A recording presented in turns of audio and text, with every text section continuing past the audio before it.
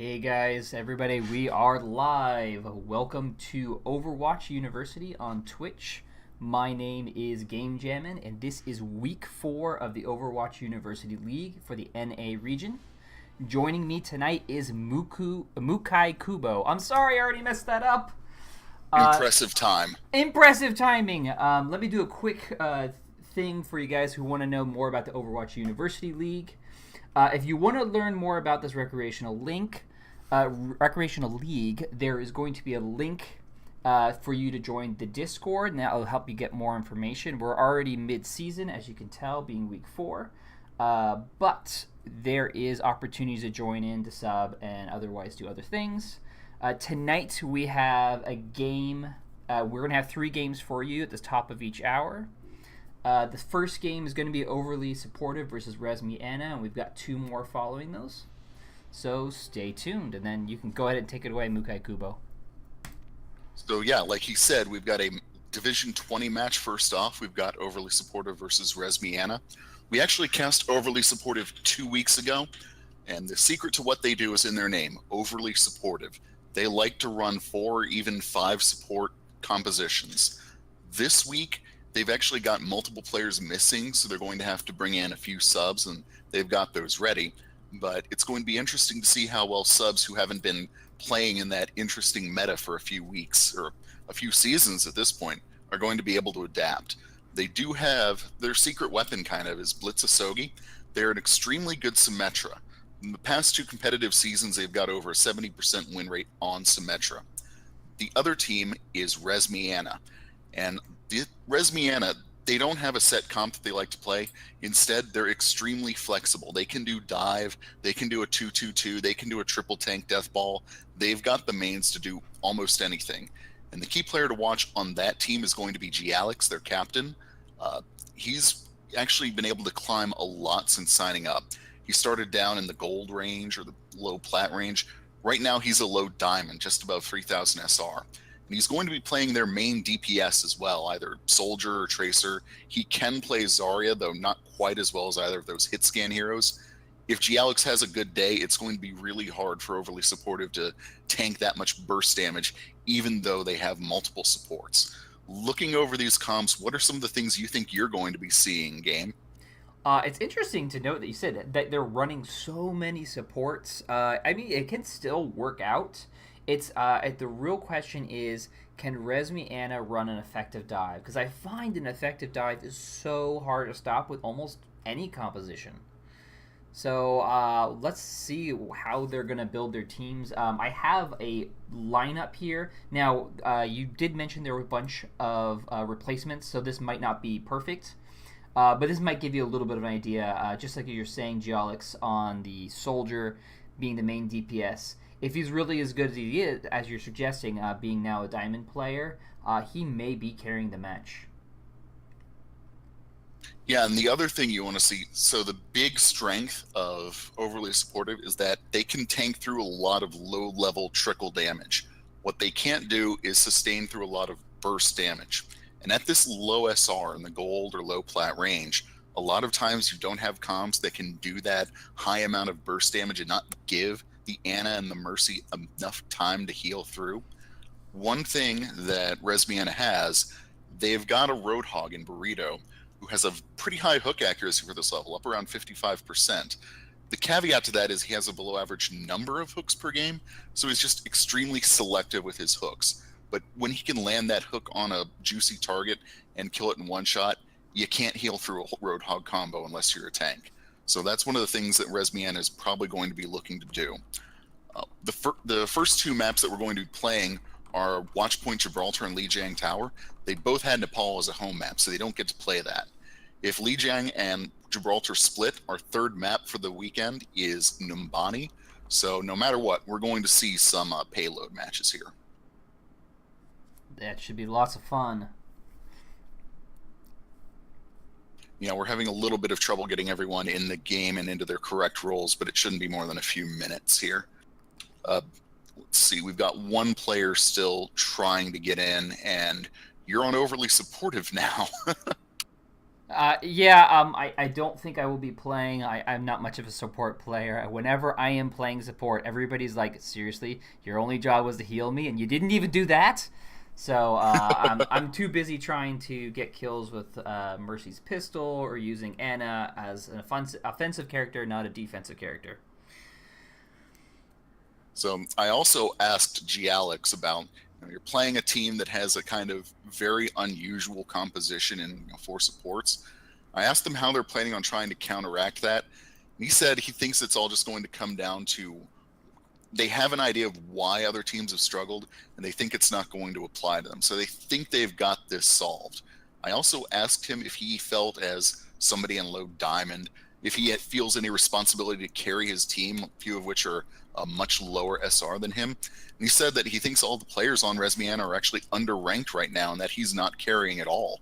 So you got to like the confidence on their part.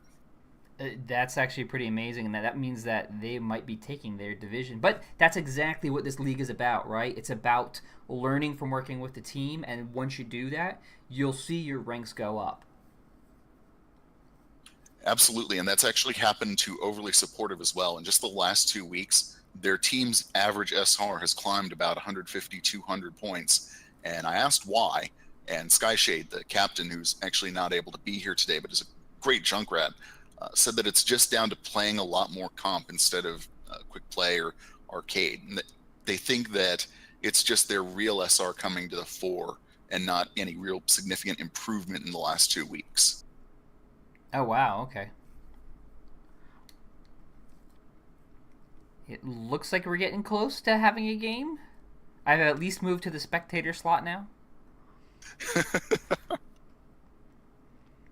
And one other thing before we start is they solve getting the right rule set in place. Both teams, to an extent, practice together. Resmiana tries to play at least several times a week together, sometimes in Overwatch, but sometimes in other games as well to work on communication. And on the other hand, Overly Supportive, they try and scrim every week, but they admit that oftentimes they don't get to do that. So one of the things is, in the Overwatch University League, when all the teams are right around the same SR, the amount of time you spend practicing together and learning to work as a team oftentimes determines whether or not you're going to win or lose in the long run.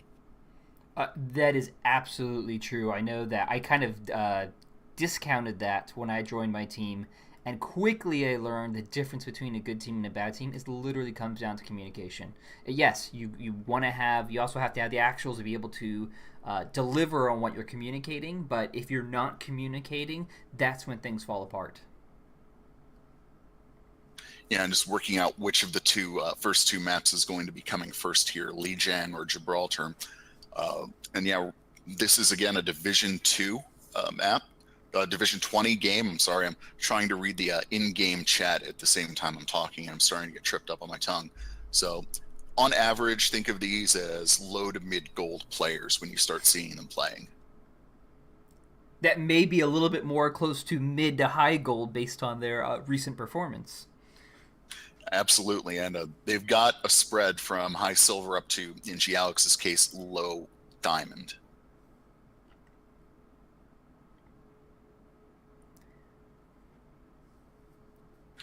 So while we're on that, go ahead and talk to the audience about a little more about what this league is and what we do while we sort out some of the technical difficulties going on with getting the map and the rule set set up. Yeah, please help them out if you can.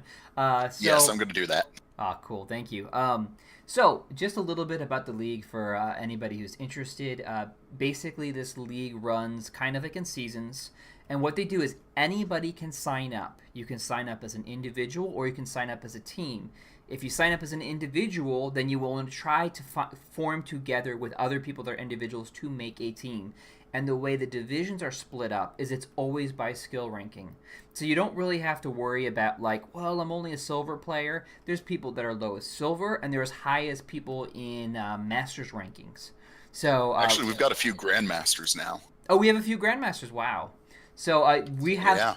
the current match is Division 20, which is going to be around what Mukai was saying about mid gold. But when we're coming to the next match, it's going to be Division 2, which means what we're going to be having Masters playing each other. So that should be a really cool game to watch. Not to And it discount looks this like game. yeah, it looks like we're going to be playing Gibraltar first up, so they're just getting the rule set, and we should be going live here in a few seconds. All right. Any last things to keep an eye on before we go live? Let's see if they are really going to run a full support or if they are going to lessen it up and get some more DPS in there. We'll see how that works out. Yeah, absolutely. They prefer running 4 or 5 supports. Occasionally they'll dip down to 3 if they need to. But when I was asking them questions, they said, well, we've got a few secret comps we haven't brought out yet because nobody's really been countering our support-heavy comp yet. I feel like Resmian is going to push that comp to the wall, and they're going to have to bring out anything else that they have in their back pocket to try to counter whatever Resmian is about to pull off. And like I said earlier, they can dive, they can triple tank, they can 2-2-2. Resmiana can pull off about any style with their set of people. It's very nice. I'm actually interested to see whether we see. I'm recently seeing a few more Bastion strats, and I don't know if anybody's going to try to do that. I didn't see Bastion listed as a player by anybody, but you never know if that's a part of a secret strat. Yeah, you never know. And the thing is that I look at those stats by looking at what people are playing in competitive, and so if they're just doing something in scrims to keep it secret, then I won't know. The Protect the President strat, where you have a bunch of shields and a Bastion on a payload, actually got a stealth buff recently because of the changes to Earth Shatter by Rhine. Earth Shatter going under the payload no longer wrecks people on the very top of the payload, so that's one more weapon that can't be used to dislodge a full Protect Mr. President strat on payload attack. I don't think we'll see that from either team this time, but you never know. All right. I'm going to do a quick swap here. And everyone's readying up, so we should be about to start. You guys ready for this? Woo! That was my excited cheer. Looking at the chat and their bandering, yes, another Division 2 match, and it's actually one of the teams that was playing last week, PBC, that beat Cloud Riders last week. This week is playing Pachimari Squad. So that's actually going to be a very good game next up. And here we go. We are entering the game. Arriving at Watchpoint Gibraltar. And it looks like, let's see here. Looks like Overly Supportive might be on attack first. I believe that's what's happening. We'll know for sure in about 20 seconds when they all spawn. But Blitz is trying to give me some jokes to talk about while they're waiting. They're just punning at me. They're just trying to make me angry with puns. It's funny. So we have Overly Supportive is running defense first and Resmi Anna on attack. Do I have that right? That is. Or do I have that Let's see. backwards? Resmiana is on defense. Overly Supportive is on attack. Okay, let me make sure that gets switched up here. Swap. Yeah, on defense, Resmiana is actually bringing out the 2-2-2, and it looks like they're going to be focusing on the pharmacy with that Kagaku and Sloth pairing. They'll also have Brian, Lucio, and Burrito on Soldier 76 for their additional attack and healing. And Scotty Knows will be on Ryan and Gialix on Zarya. So a bit unexpected, at least on my part. I expected Gialix to be on Soldier or Tracer. So far on attack, it looks like Resmiana is... Right now they only have 2 supports up. I don't know if that's going to be an early surprise or if they're just playing with the caster's hearts. Because a lot of teams like to do that. They'll show one thing and not bring it.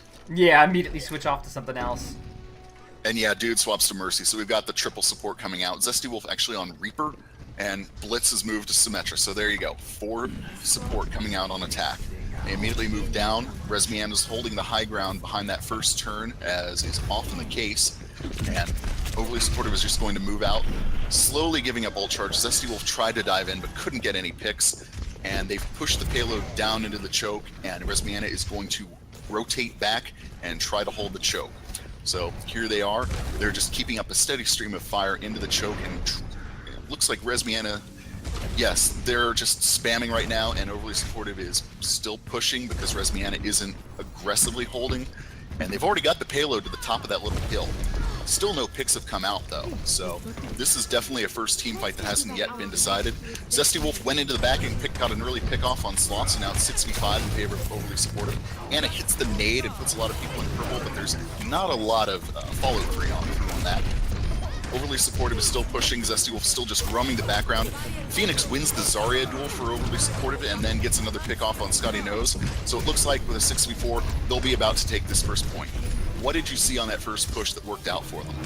It looks like Phoenix was building up a lot of charge, and Zarya was holding up with 100, and they were not able to take her down, which is a really big deal. She's dealing a lot of damage, and the Reaper is able to come in for a cleanup. Yeah, I agree, and Phoenix is doing really well on Zarya so far. And with the way that attack went out, Resmiana got caught a little forward because of the spawns. They had to retreat in a hurry, and so Overly Supportive is going to get all the way to the main choke bend in the hangar right now as the main team fight's about to start. I also saw Zesty Wolf diving a lot into the backfield and not getting a lot of counter. And Sloth tries a barrage but is immediately slept. And so that's going to be a tough way to lose an ult for Sloth there. The ult economy is fairly balanced. Overly Supportive has a bit of an advantage. They've got 5 ults up. They would have 6, but they do have a Symmetra ult open. And they're still pushing. They're already past the second choke, and Resmiana is, I gotta say, they're getting bullied a little right now. They definitely are. I was going to say that shield generator actually makes be a key for keeping this push going.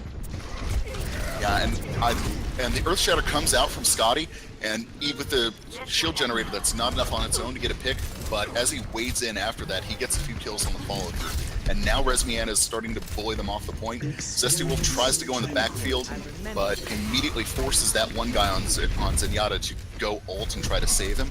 And now Overly Supportive's a little spread out, trying to get picks. I think they're going to hold for this team fight, though, Resmiana is. That one guy is in serious danger as Zenyatta for Overly Supportive. But, Supreme EMP gets another sleep dart out on Gialix, and Anna's been getting a lot of those sleep darts on so far. They're pushing in for another team fight, starting to dance at the choke and poke around. What do you think is going to happen in this coming team fight based on what you've seen so far? Let's see if Zarya can build up the charge again and keep it going. I have to say, Anna has been clutch. 3 sleep darts in a row, I think. Doing pretty good. Absolutely. And one of the things that's going a little awry is that Resmiana isn't doing a great job, except for Kagaku, of staying behind Ryan's shield once the fight starts. They're getting a little separated, and they're not able to get in as much as they could and fight as a team. Overly Supportive's able to bully them a little, and they do get the Graviton Surge off, so Overly Supportive is stuck in the grab, but there's no follow-through, and it doesn't result in any picks, and that's not something you want to see out of your Zarya's Graviton Surge here in the hangar. You want that to win a team fight a little more decisively. They were able to push Overly Supportive off the point, but could have done a little better. And I love what Symmetra's done. She's actually gone underground into the first defensive spawn to plant her shield generator, and I don't know if Resmiana has any idea that it's there. Yeah, they just held onto it for forever. Yeah, and the shield generator is literally under Resmiana's feet, and it's just going unattended to. And so, Overly Supportive's got a lot of HP that has to be soaked through every single team fight. The next team fight's starting, and again, it's a lot of dancing around the choke. The payload is a bit further than Resmiana would like, but it does form an effective choke there. They've battered the Rhine shield down of Resmiana, and now they're starting to push in and apply a little more pressure.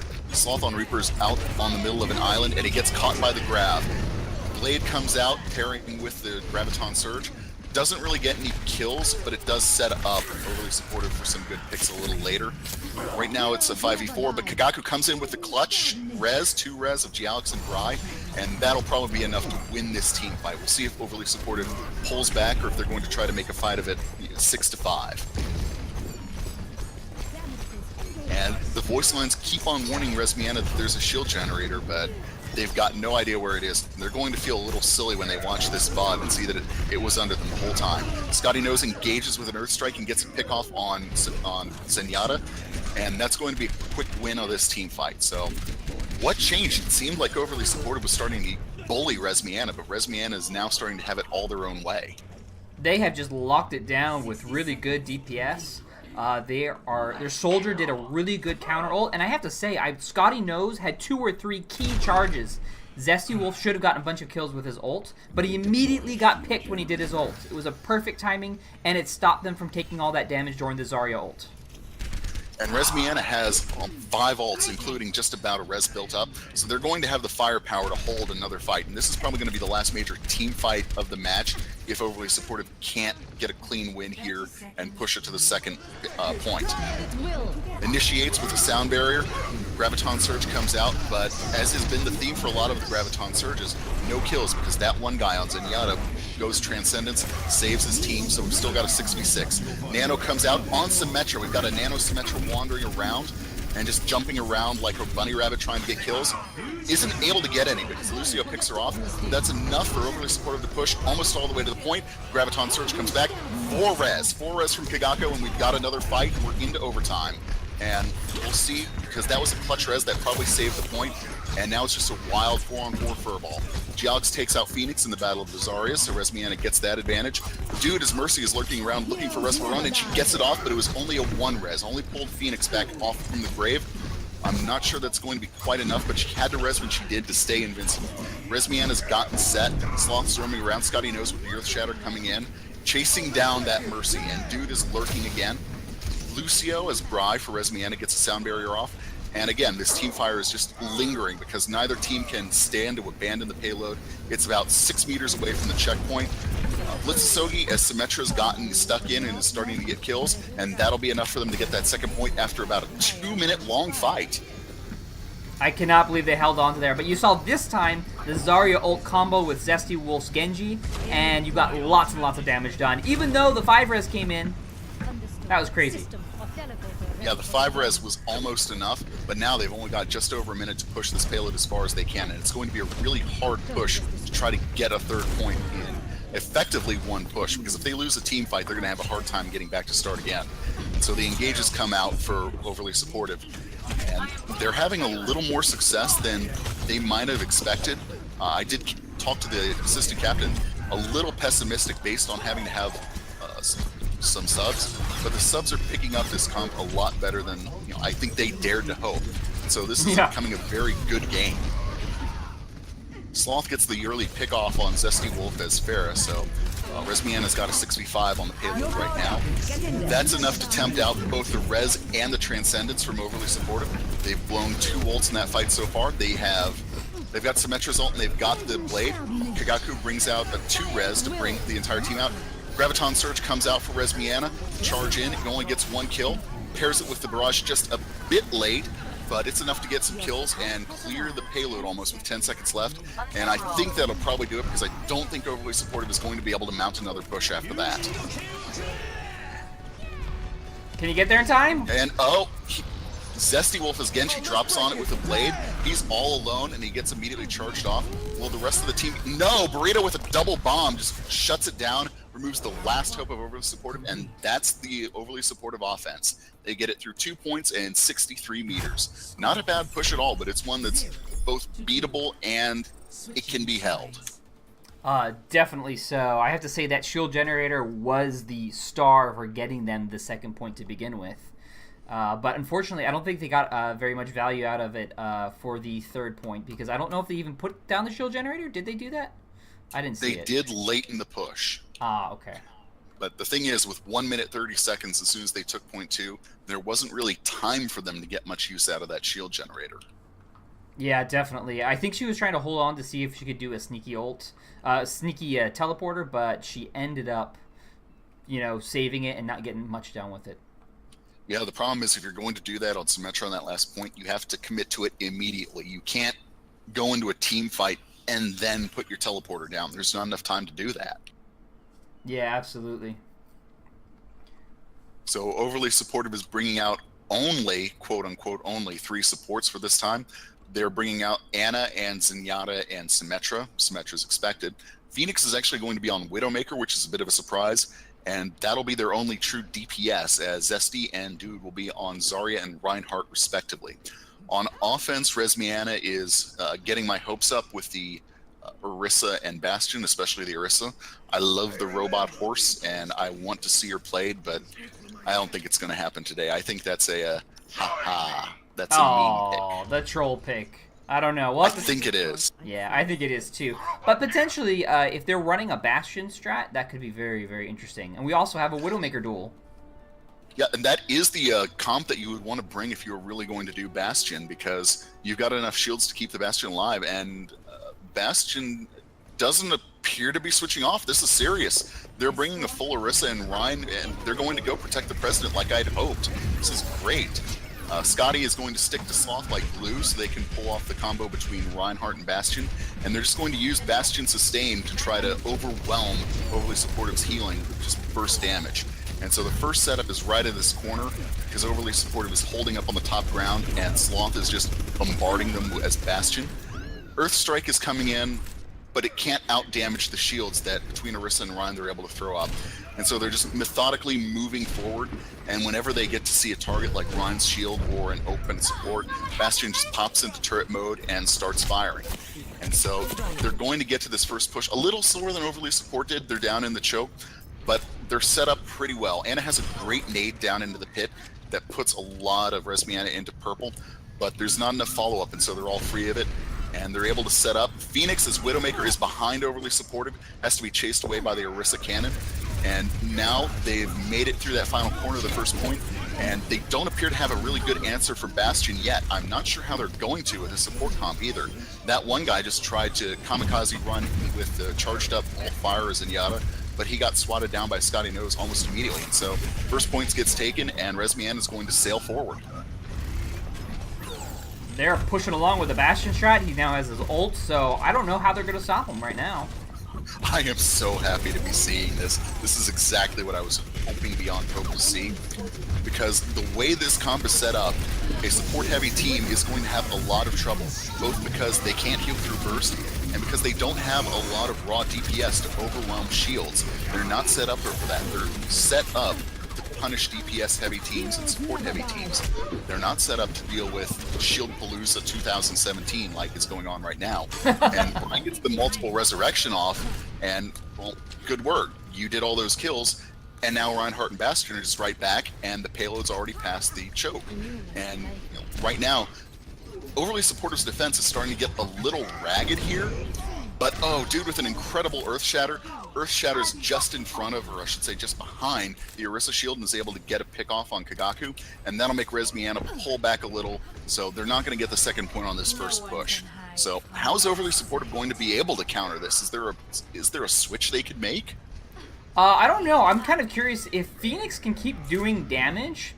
They may be able to hold back, though it's really hard. You have to get past the shield somehow. So I don't know what their plan is to give openings for Phoenix to get kills with the Widowmaker. One of the quiet things that tells you that the team's coordinated, look at Resmiana. They're holding back until they have 5 or 6 people and they can all push at once instead of trickling in. That's one of the besetting sins of solo queue. Overly Supportive has Widow up on the top ground to the left as they come in, and she's going to be going for a solo flank, trying to pick off some people from behind. I don't think Resmiana has quite realized that they're there yet, but as the shots come in, they're going to very quickly. I believe Phoenix got the Zenyatta with the pickoff, and now they know that the Widow's there, but there's not much they can do about it. Sloth ults as Bastion, and is responded to by Dude going with the nano charge, and that wipes out Bastion. So I think Overly Supportive is going to hold this team fight again here, and though Resmiana still has 3 minutes left, they can't be happy to see what's going on, because Overly Supportive, they're going to have 4, actually 5 ults next time. Resmiana is going to have Orisa and Resurrection, so the ult economy is working against them now. Oh, don't get picked. Okay, good. The Mercy just got away. And now we have the ult drop from Jolix. And that's, I'm not sure about that ult right there in that situation. They've gotten 2 kills out of it, but I was afraid of exactly that happening. Barrage takes down the ult and the shield from behind, and then when Pharah gets picked, Mercy immediately reses Pharah, and Overly Supportive is right back to par. That's one of the things that having ult advantage lets you do. You can bait out one of the few ults that Resmiana had, and then just spend your ults to negate it like they just did. And so now, down to 2 minutes, and Resmiana is still behind in the ult economy. Well, to be fair, though, Dude did just end up wasting his Earth Shatter, killing somebody that was already dead. This is true, and that might hurt them because now instead of 2-0, it's going to be 1-0 on ults on the next team fight. So let's see how Resmiana decides to engage this next time. Sloth has gone over to Genji, and I believe that's a swap. I'm not sure about that swap. If you're going to go Genji, I would like to see him trying to get a bit more into the rear instead of fighting as a main DPS along with the rest of the team. Right now, the backline of Overwatch Supported isn't really getting much of any pressure, except for Burrito on the Soldier up there, who's he's not getting a lot of kills except for that Widow, but the rest of his team was able to use the distraction he presented. Resmiana's going to sprint to the end of this point 2 here, and yeah, I don't think Overly Supportive is going to be able to contest, so they'll take sec point 2 with about 1 minute and 10 seconds left. They'll have time to get this. They definitely have more time to work with than Overly Supportive did. Absolutely, and the fight's already started immediately outside the gates of point 2. They've both gotten a pick. Now Kagaku actually shoots down Pharah as Mercy and then reses. And we might see that as a silly little play of the game. But it's 6 versus 5, soon to be 6 versus 6, and they're pushing up the hill towards the corner that leads to that last checkpoint. Resmiana is all together, daring Overly Supportive to come and engage. That one guy goes in with Transcend, who has started off as Overly Supportive, and the rest of his team will use that as a way to engage. Mercy's jumped in, Roadhog's jumped in, and now they're focused on just trying to get picks. Blitzasogi as Mercy reses that one guy on Zen as we're Overly Supportive. Phoenix is set up behind the payload to try to get a crossfire going. We'll pick off Zen, and Phoenix's Widow has been picking off Zenyatta all match long. And Bry's got to feel real bad about that at this point, because he just died with Transcendence up. And it looks like Resmiana, they're going to keep pushing, but they've only got 3 people. They might be a little better served to go in, because Scotty Knows just used the Earth Shatter and only got 1 kill on it because the rest of Overly Supportive was able to interfere. And now it looks like they're starting to take a little tactical regroup, try to get 6 people. They're going to have 1, maybe 2 good pushes left. But Sloth already goes down. They're starting to trickle. I think they're getting frustrated. Yeah, we're definitely seeing a strong front from Overly Supportive here. Bry just activates his ult. Yeah, and again, that's a slightly questionable ult, I think. Yeah. Resmiana spends her solo resing Bry, and Bry immediately goes back down to Zesty Wolf as Reaper Death Blossoms and kills both Winston and Zenyatta. So that puts Resmiana in a hole. They're down to only having a single good team fight left as Sloth on Pharah gets slept again by Supreme EMP. And I think they've got to pull back. They're not going to. They're going to just keep the pressure on. What they're hoping to do is to sweep them off the point for just the few seconds it'll take to get the last 10 meters, 12 meters to the objective. But now they're down under 30 seconds. Now they've gone back and regrouped, and now they're going to be able to pick. Gialix goes in with Winston, chases Phoenix off the high ground as Widow, drops a shield to disengage, but that'll be their engage. That one guy is Zen for Overwatch Supportive, pops his Transcendence to start off the fighting. Scotty Knows his Ryan is purple and very low, and he'll get picked. Dude picks off the Resmiana's Reinhardt and is just having it all of his own way with his shotgun. Blitz does 2 res for Overwatch Supportive. Bry pulls out the Transcendence, and at this point it's going to be hard for Resmiana to get numbers on to do this. Dude gets 2 kills for his ult, but it's... Wow, this is another really long team fight. It's just... They're trickling so much that it's a series of 1v1s and 2v2s on the payload at this point. Like right now, it's Dude and Scotty Knows, and it's not enough. Overly Supportive holds them about 6 meters shy of the objective, and so Overly Supportive will actually win this first map. That was an impressive defense. That was a very impressive defense. I was surprised that they were able to hold up, that they held strong. There was the switch to Roadhog by Dude, and I think that was actually key for holding some of the point. I agree. That was a very well-timed switch. We're going to be going to Lijiang Tower next, which, as King of the Hill, is going to present a different style of play to both of these teams. And I gotta wonder if Overwatch Supportive's feeling comfortable with their high support. We might not see one of their secret comps out. And yeah, that play of the game came out. That's the play of the game you would expect to see there. So no real surprises. Got a few minutes before we go to the next map, I think. So if you're Resmiana's Captain Gialix, how do you respond to what just happened?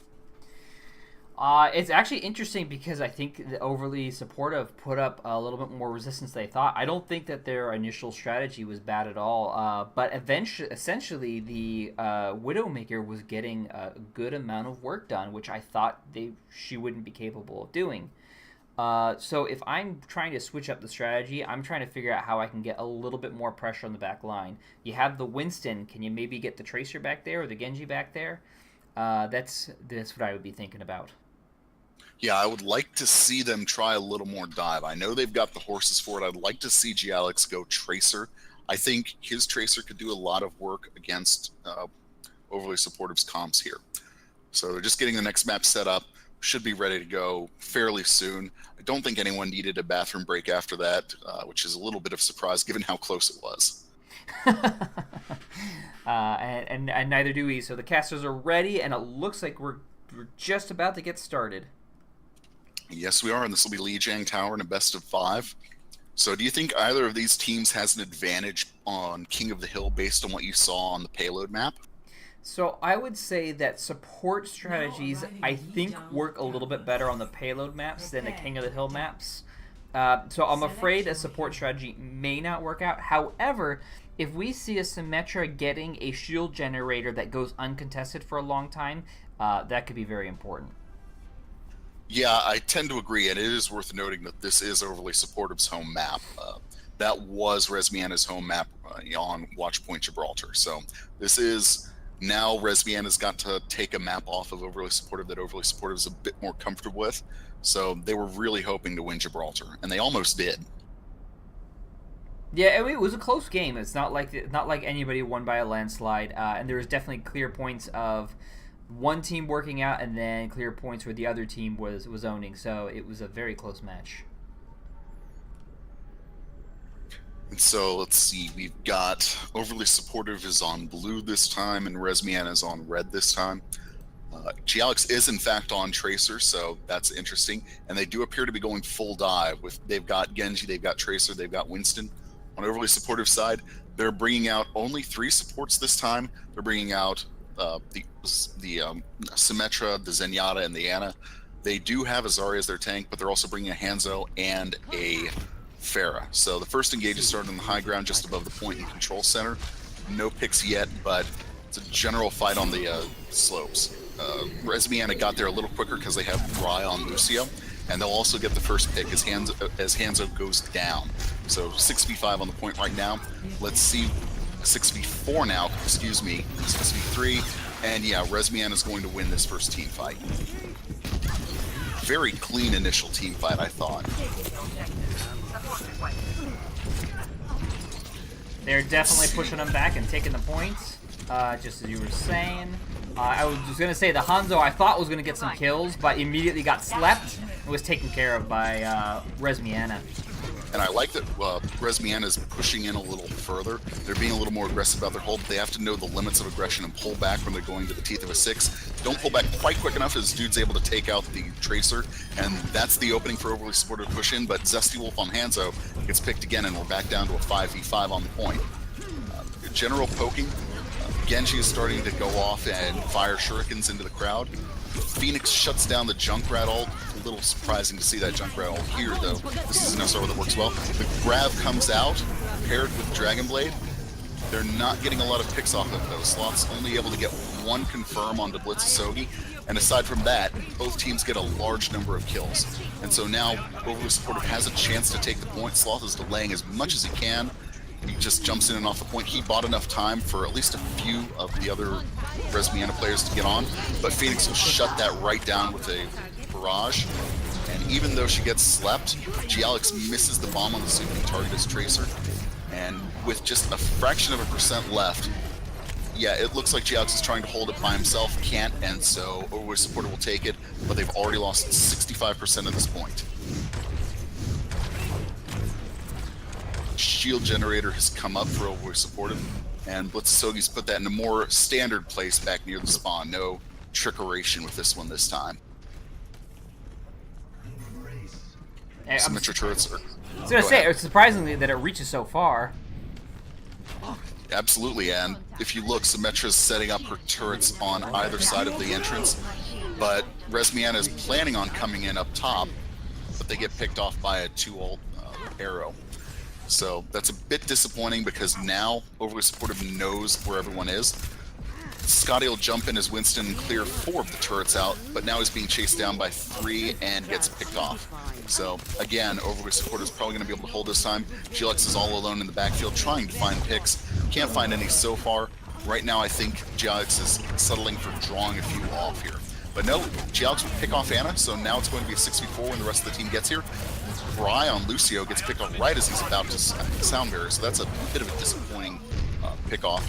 But Resmiana's getting more picks. They've got Zen, they've got Symmetra. Now they're just trying to secure it. They got to get somebody on the point to start running up this control percentage.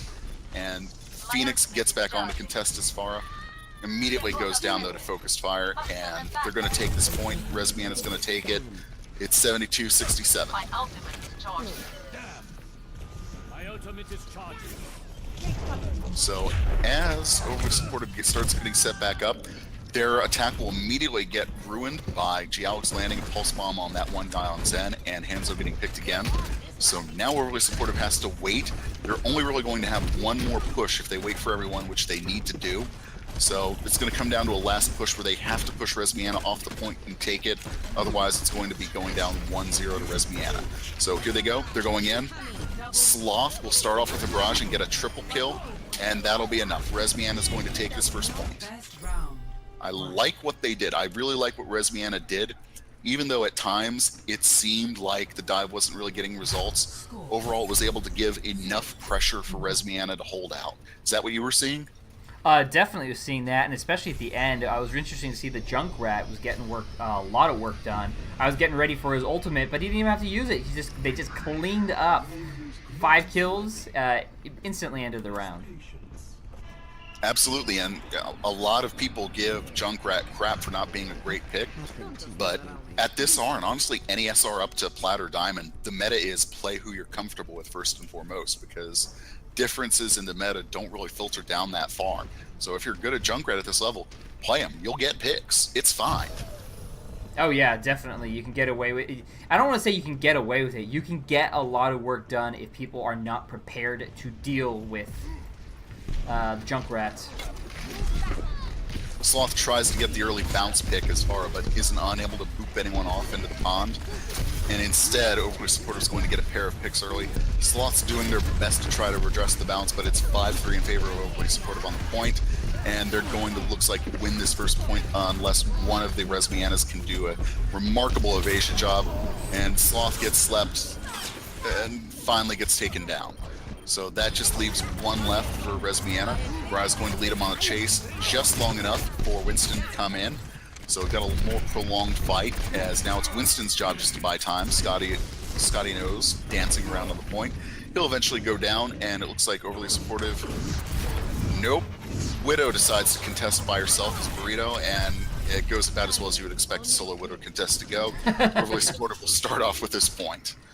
But Resmian is already pushing in, and they've got 5 people, and it doesn't look like they're going to wait for Burrito. Burrito has swapped to Roadhog, so they're not going to keep on with the Widow. They're going to bring out the Hog, and I like that pick here because of how many squishies Overly Supportive is bringing to this fight. How about you? Oh, that is definitely a good pick. Now, what's key here is to deal with the Zarya. The Zarya is getting lots of work done, and the shields have been coming at very important times, keeping players alive. So if they can deal with the Zarya, then Roadhog can do the work. And right now, the strategy for Overly Supportive seems to be turn the central point into a turret nest and make Resmiana come to them. And so far, it's working.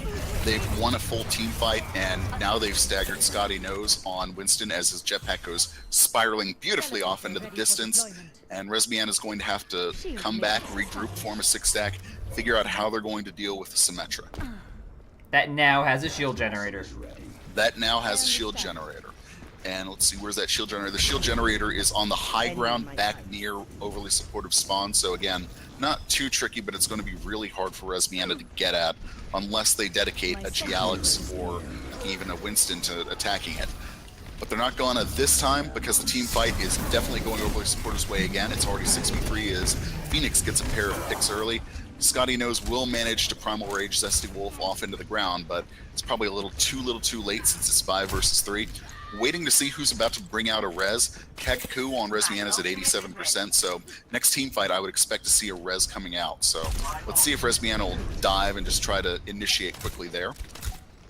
Resmiana is starting to push in through the west. Oh, They try the tricky grab to try to dump people off into the ruins, but Bry's the only one who gets held on the wrong side. He's able to wall right out, so that Graviton Surge doesn't get much joy. Sloth goes in for Resmiana, tries to barrage, immediately gets taken down by Zenyatta. Kagaku reses them, and Scotty knows, so we've got a full team fight going once again. Everyone's in the central point, the Symmetra turrets are gone. This is probably Resmiana's best chance. They've got multiples on the point, but Phoenix clears it out. They barrage and they Death Blossom at once, and that sweeps most of Resmiana off the point. And now it's down to dancing around the point, trying to stall for time. Not going to be enough. Overly Supportive takes this point with authority, and we're tied up 1-1. wow, close game. I can't believe that Overly Supportive was able to get the nice defensive setup going. Getting the turrets in place was really, really important. Made it really hard for them to push in. And then, not to mention, the shield generator was adding 75 extra health. That is a big deal. Yeah. This Burrito switching around again, getting off Hog, going back to Widow. I think they're going to keep that. They're just looking for the solution. We've also got a Diva coming out. Gialix is swapping over from Tracer to Diva. So I think they're giving up on the full dive for this point. I do like it because this isn't a map where I like the dive a lot.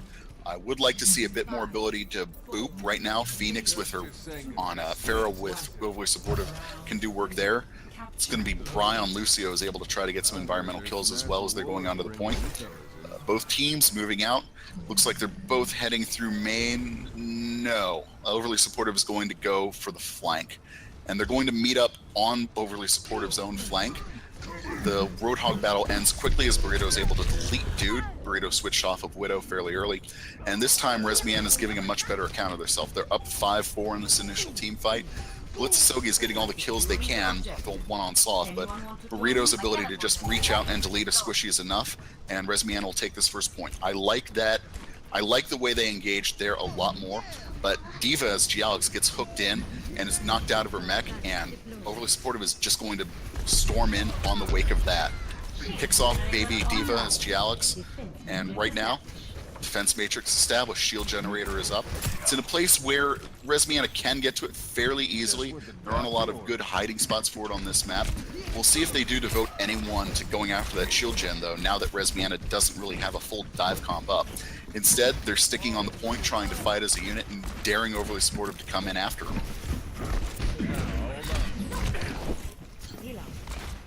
Fight's proceeding fairly smoothly. Bry was able to boop Zesty Wolf off, so there's the environmental kill I was hoping for. Dude drops his whole hog, but it gets mostly eaten by the defense matrix, and that buys enough space for Sloth on McCree to go high noon. Gets the pick off on Dude, Overly Supportive's Roadhog, and that'll probably be enough for Resmiana to keep their hold on this point for at least a little while longer. Blitz on Symmetra is looking for a way in. She's got turrets actually right on the outside of the point, just so that none of Resmiana can come chase them to try to stagger. So this time, if they manage to win a fight, they're going to have to stay there and win it. The boost comes out on Roadhog. It's not the best target for a boost, usually, unless he's whole hogging, which he isn't. And so, yeah, that'll be Overly Supportive, pulling back a little. Phoenix gets a little tricky, dares Burrito to try to pick him off, but Burrito can't. And Roadhog is just going to set up. This time, the initiation comes from Gialix. Gialix will pick off Phoenix with her self-destruct. Zesty Wolf on Reaper was just sitting up on the top floor for about 5-10 seconds, just firing into the crowd. And I'm not sure. Overly Supportive has to get on the point and start contesting because they're at 97%. They're going to engage with Transcendence to be sure they've got enough time to get 3 or 4 people onto the point. They're trading picks so far. Zesty Wolf and Burrito have each gotten one off. Zesty Wolf's able to. The barrage comes out. The barrage at Zesty Wolf. That's going to clear Resmiana off the point. And yeah, they're going to contest. Gialix is going to contest his baby Diva, but it's too little too late. And so Overly Supportive is going to get to try to hold 0 to 99. And if any team can, it's going to be Overly Supportive here. Yeah, this is a really tough. Like, if Symmetra can get back, oh, they already switched off of Symmetra. I didn't even notice They that. switched off Symmetra, yes. Blitz went to Lucio instead to get environmental kills. So here comes Resmiana. They're pushing in behind the Rhine Shield and using Diva's defense matrix to spell the Rhine Shield when they can. Bri will initiate with a sound barrier, and a very good boot prevents Roadhog from getting a kill. And Overly Supportive is just doing great at shutting down ults. Both the hook and the high noon just got shut down almost immediately. Whole Hog comes out from Burrito, but again, shut down, even though they also invested a nano into that. And now the Diva self start to come out, and they're just trying to clear them off long enough. But they're not getting the picks quite fast enough. Overly Supportive still swarming onto this point, and that's going to be the team fight. Scotty knows is still there, but he's going to get staggered pretty badly. Resmian is going to have to regroup because they're going to have at least one, maybe two more good pushes. My ultimate is almost ready. Yeah, it might actually be down to one. They are doing you are absolutely right. They're doing an excellent job holding off the ults, which is key, because every single time that there's an ult coming out, I see a sleep dart or I see a hook. And look at the ult status. It's going to be 4-0 ults in favor of Overly Supportive. So I would do a quick dry push, try to die quickly and bait out an ult and make one last serious push. But they're kind of spending their time on this one. They're making it so that this team fight's probably going to be their last one. Dude does get the early pick off on Scotty Nose, but they got to get somebody not onto that point to start contesting. They went all the way around, and now Briaz Lucio's down. I don't really see how Resmian is going to be able to come back. This has got to be a disappointment if they don't pull this off. They had a 99-0 lead, and Overly Supportive took it once and were able to hold it full time. Last team fight's going to go on the point right now. All the ults are coming out. Overly Supportive. Look at that barrage. 4 kills just from the barrage, and they're going to finish off the team kill to take it and go up 2-1. That was a great team fight at the end, just busting out the Zenyatta ult, make sure that no one's going to die for a little bit, which is exactly the problem when you're coming into your final attack. And so now Resmiana's, their backs against the wall. They have to win this point or it's over for them. And this is on the point where they got swept 100-0 their first time out, so I would expect this blitz going to go back to Symmetra, because Symmetra's defense on this point was so... Yeah, Supreme Meep is actually going to go on Symmetra this time, not their Symmetra specialist Blitzasogi. Interesting that they're going to do that swap, but Overly Supportive is still sticking with 3 supports, including a Symmetra. Resmiana is going for the double tank again, kind of a modified dive. They've got a Soldier and a Tracer as their DPS, and then Lucio, Ana as their heals. Looks like they're both going to go through the flank instead of go through main. The engagement is going to start here in the back room. And Farah's going to start plinking in rockets. Get the pick off on Sloth early. That's a heartbreaker for Resmiana. And now Overly Supportive is moving in as a unit through the background and starting to get the picks. Ana goes down. Diva gets knocked out of mech. Right now, Resmiana's on the point. They're trying to hold, trying to keep it clear enough so that they can at least start with possession. And it looks like they might be about able to. Blitzasogi is going to try to get on the point, and he will, and he won't get picked quickly, but they're able to sweep him off long enough for Resmiana to start holding. So they're already doing better than they did the first time through this point.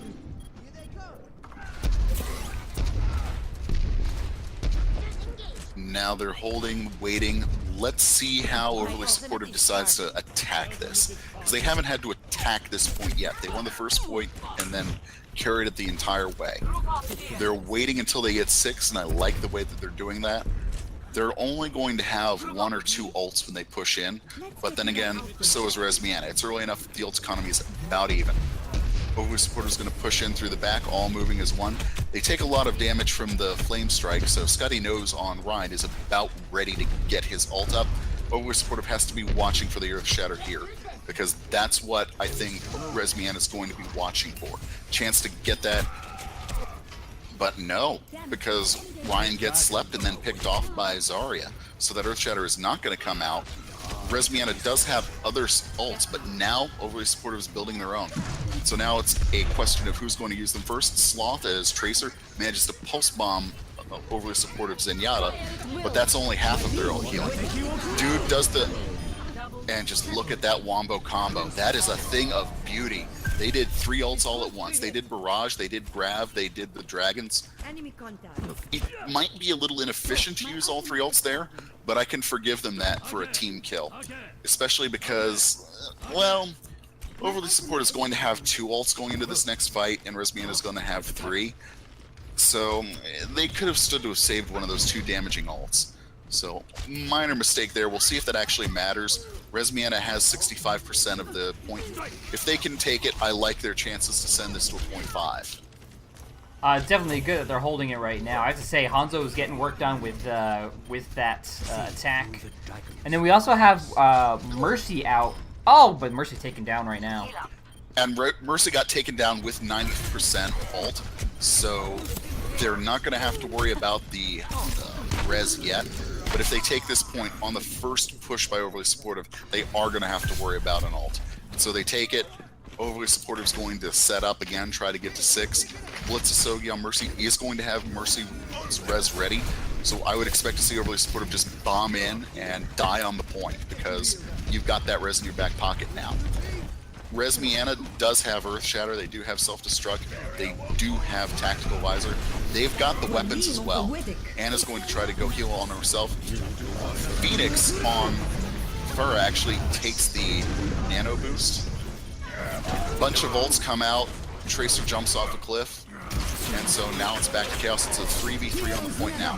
But Blitzasogi, like mentioned, brings out the ult. So now Overly Supportive is going to have the man advantage. Burrito has Tactical Visor, has Boost. Going to try to redo this all by himself. Doesn't get much in the way of picks though. So now it's going to be another desperate holding on to your fingernails team fight here on the point. Barrage comes out from Phoenix, gets 3. That might be enough for Overly Supportive retake because now Bry is alone on the point, trying to evade as best he can. And he holds out long enough for Scotty Nose to get on the point as Ryan. And now he's moving in, he's got his hammer going out. Diva's also able to come in, and Bry, he stalled it just long enough. And so, let's see. Not sure if Resmiana will be able to retake this point or not. Things are starting to go against him in the team fight as Overly Supportive gets kill after kill. And they're just stalling at this point. I think they're going to take it, it's just a question of when. I would like to see Resmiana pull back and get into a group of 6. Because right now they're just staggering and they're feeding. Totally agree. You're just gonna give you're gonna give Overly Supportive more ult charge, and that's no good. So now you had 99%. They've had 99% before Resmiana has. They have lost with 99% before. If they do it this time, they're gonna lose the match. So these coming next, I'd say 2 pushes, critical for Resmiana. And not starting out the right way as Scotty Nose eats a sleep dart. Another of those clutch sleep darts. Sombra apparently teleports herself off a cliff. That's heartbreaking for Sloth. They still have time though for her to come back into the fight though. They do. They do have time for her to come back. And they're going to push in. Ooh, very nicely timed. Wombo combo. That's how you do that. That might have just won Overly Supportive the match. The Graviton Surge came out. Hanzo's ult just cleared it out. They might be able to get on the point, but it's going to be a one-on-one trickle. If Overly Supportive doesn't mess up, they're going to be able to take this match. Sombra starts the stagger. Diva comes in. Diva's got to stand on the point. And Scotty charges right through the point as Ryan. He's going to try to walk back in. Gialix gets knocked out, and now is Baby Diva. The boosted Ryan comes out and immediately dies. And now it's all down to Baby Diva. Baby Diva goes down. Burrito on Soldier gets on the point. One after one after one after one. But they're all almost out. Sloth dives onto the point. The last second is Tracer. He's going to try to ring it out for a few more seconds. Goes down. That's the map, and that's the match. Congratulations to Overly Supportive. Wow, close game, but Overly Supportive was did an amazing job there. Play of the match.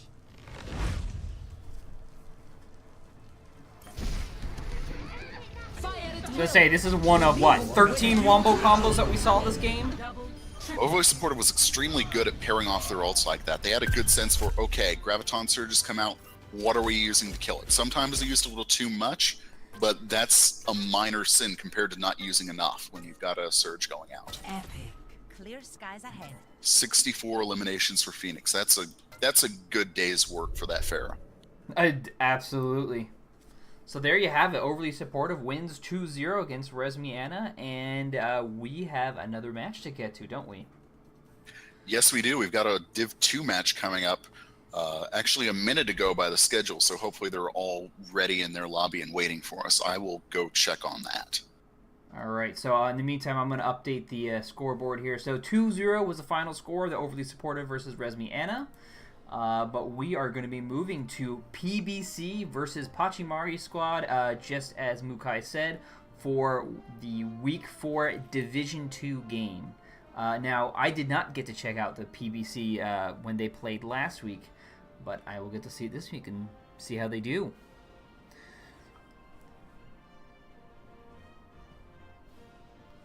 And Mukai right now should be checking in with the teams to see Yes. when they are going to start. Yeah, I'm trying to get a hold of both captains so that they can make the lobby and get us in there so we can get on with the next match so that we don't fall too far behind. While we do that, the two teams that we're watching are PBC and Pachimari Squad. PBC is actually 4-0 right now, and all 4 of their wins have been 2-0 victories, so nobody's managed to take a map off of them yet. Pachimari Squad's 1-2, so you've got to consider PBC the favorite right now based on just that, but that's why they play the games. Yeah, you never know what can happen, because sometimes the team that you think is not going to do well can come in with an upset or a surprise. Especially, we're talking about the supportive team, Overly Supportive. I was afraid that the supportive strategy would not work, running 3 supports most of the time, and what do you know? They were kicking butt. Yeah, it was interesting to see after they managed to get stopped. I thought, well, okay, Resmiana could probably beat that, but they didn't. They came up 6 meters short, Resmiana did, and then on Lijiang Tower, they were only able to take the first map, and then they got swept. Yeah, it was pretty impressive. I have to say the Sinatra play was pretty good. I was also surprised by Hanzo play was doing a lot of work that I wasn't expecting to. I was afraid that the Hanzo picks would not work out, but it was doing a lot of was doing pretty good. Not to mention the Widowmaker play as well.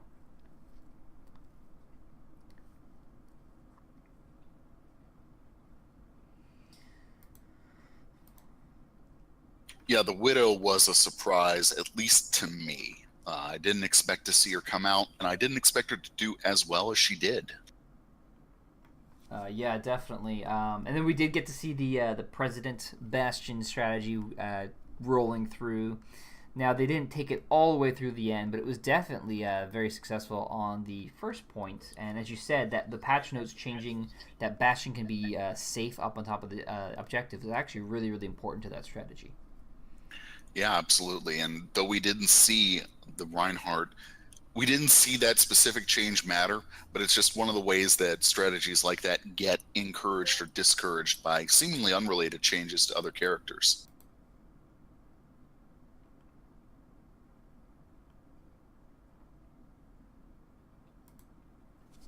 Still trying to get a hold of both teams. I don't think either of them have made the lobby quite yet, so we do have a bit more time.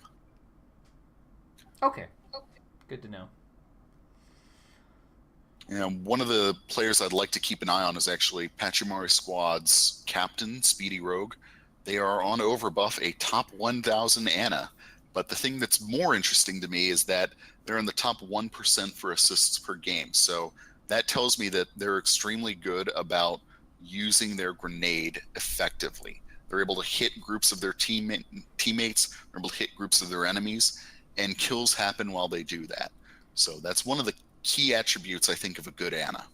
Now, if I remember correctly, you get defensive assists for using the for using the grenade, and you get offensive assists for using the nano boost. Correct? That is correct. So, I didn't look at separately defensive and offensive assists. I lumped them together into a single stat. But that's the kind of thing that I'm looking for when I'm going over stats: is what part of this character do they play most effectively? And one of those, the same thing, is another player on Pachimari Squad, Kiwasaka. They're a McCree main. They play McCree almost exclusively. They've got over a 70% win rate on McCree, so if they played more, they'd be higher than the 3,000 they're at right now. But the stat that stood out to me is they had a very high accuracy. Their accuracy was up around 60% at times. It's drifted a little down to 55% since I started looking at them, but they're very surgical about where they place their pistol shots. One thing I can't find that I would love to be able to see is what percentage of those are criticals, but I suspect if the accuracy is that high, they're getting their share of crits as well. Yeah, that would be interesting to see as well. I was gonna say, going back a little bit to the Ana, I did some research where I was studying the correlations between different stats and SR ratings, and what I found out was assists, especially offensive assists, were a very high correlation to having a good SR ranking. So saying that Speedy Rogue is great as an Ana because of her assists means a ton. And then going back to McCree, for offensive characters, generally speaking, it goes down to damage and accuracy. If you have high accuracy and you're also dealing a good amount of damage throughout the match, you are likely to be a very, very good McCree. Absolutely, and we've gotten into the lobby, so shouldn't be too far. They've made the lobby. Just trying to work out what maps first right now. So Pachymari Squad has Kings Row and Hollywood as their home maps, and PBC has Lijiang again and Dorado. So we'll see which two of those four get picked.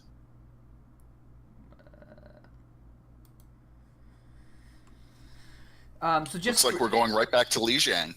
Oh, Lijiang, awesome. I was just gonna say for everybody on the stream, I have put up the players that we're aware of. Now, this is not the final list. As you can see, there's 8 players on PBC. But hopefully this will give you a little bit of an idea of who is on each of the teams. Absolutely, and they do have a few subs on Pachymari Squad, so that's going to be another hindrance. But as we saw with Overly Supportive, that doesn't necessarily mean they're going to lose. And one thing that I did see out of Pachymari Squad, the way their mains tend to size up, I see them doing a lot of dive because they've got a good Genji, a good Winston. They've got another person who's good at Genji. They've got a good Lucio. I just see a lot of pieces that they say dive to me. Mm-hmm. Definitely. And they're just getting ready. PBC is actually taking a restroom break before we get started, which is much better than trying to take a restroom break during. And I'm just trying to rename the teams right now so that we can get ready to go. So it'll be Lijiang first, and then again, either Kings Row or Hollywood second, and if we need it, Numbani third. Alrighty, should be fun. Now remember, this is a Division 2 match, so these players are at the master level. Or at least And some of them are. Yeah, and both teams' average SR is right around 3,500. Most of them are either high diamond or low to mid masters. There are a couple that are right on the master GM borderline, and there are more of those in Div 1, which we're not casting today. But you've got a good spread in mostly the 3,000 SR range. Oh yeah, these guys are way up there. I wonder what it's like. That's not me. Yeah, I am eager to be able to cast a Div 1 match one of these weeks because I just want to see Grandmasters playing against each other. That'll be a fun ride. But every SR is fun in its own way to cast because things like what we just saw with Overly Supportive, you probably wouldn't see Grandmasters throwing multiple four support comps at each other. Down in Division 20, that's a very good strategy. So we've started. Everyone's assembling their heroes, and we're about to get started. We'll have Control Center first.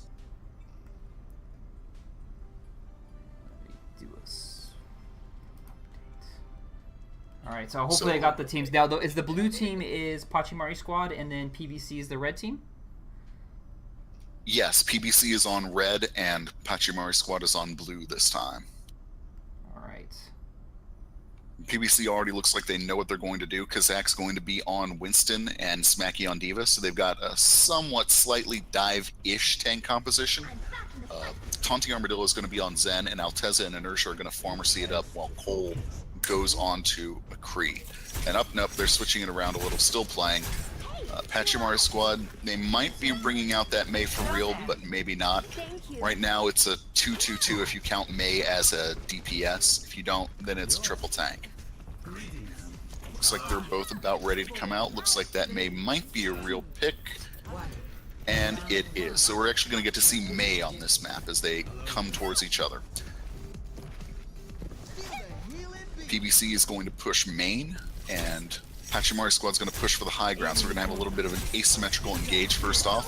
Kazak initiates with Winston, but is immediately swept he's able to get his shield down before anything bad happens, but he's frozen as well.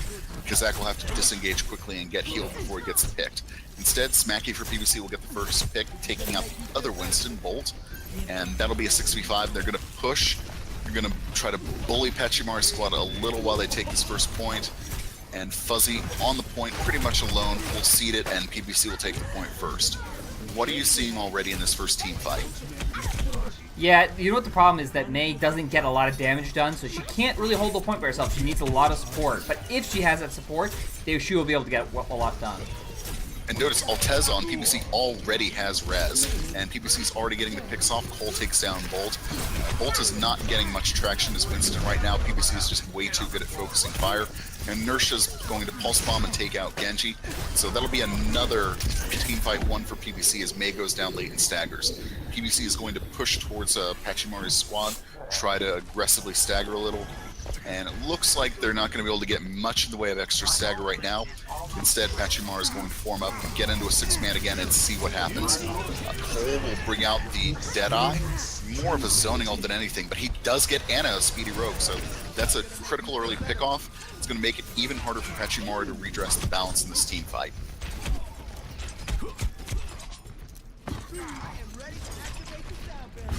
Sometimes it's really hard to get back onto the point when you lose a point on this map, unfortunately.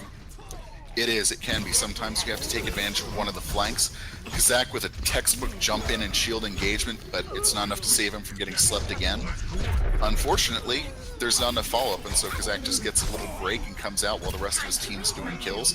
Inertia, unfortunately, goes off and I think stuck herself with her own pulse bomb, but gets rezzed immediately by Alteza, so no critical deal because Alteza's already a quarter of the way back to getting res again. And they're at 80%. Not sure how Pachimar is going to be able to get back on the point and take it. They might be able to contest, but these team fights are not going their way. They just can't punch through. They're Winston's jumping in and dying before anything happens. And this time they initiated with the sound barrier to try to give them a little bit extra endurance, but Cole on the point's going to zone them off with Deadeye for a little while. Genji comes in with a sword, just loops around, manages to pick off Alteza's Mercy, and that gives Winston enough room to go Primal Rage and try to clear the point. So they're using all their ults, like they have to do, Pachimari's squad is, trying to take this point at least a little so they don't get swept. No, don't think it's going to work too well, but oh no, they are managed to get enough kills to sweep them off. So Pachimari's squad's going to get their chance to hold from down 0-99. We've seen that happen before, right? We just saw it. PBC is a little different beast though. They're sticking together. It looks like they're deciding which route they're going to go in, and they're sizing it up. They're poking a little right now. Kazak's looking for the best place to jump in to initiate, and I think he's hunting for a support on his own. Kazak's actually going to go outside to look for a better angle to jump from and initiate, and he'll go in. Doesn't catch anyone with the jump, but it's enough to scatter the defenders a little between the high ground and the point itself. Bolton Winston's able to take out pretty quickly, and Inertia goes down as well, so PBC probably not going to win this team fight. Zen comes in as Transcend. Doesn't really do too much in the way of helping, especially since Graviton Surge comes out, and a lot of PBC is going to die. PBC is going to have to pull out now that they're 50 to 40 to 99 instead of 0 to 99. They're going to have to try that again. They are going to have res. They are going to have Primal Rage and Bomb. They're going to be attacking into the nano sword. So since Ana and Genji both have their ults, I expect to see that combo come out soon. Absolutely, and the key to that fight was the Winston jumped in. They timed them at the same time, but Pachimari's squad got the better of the engagement.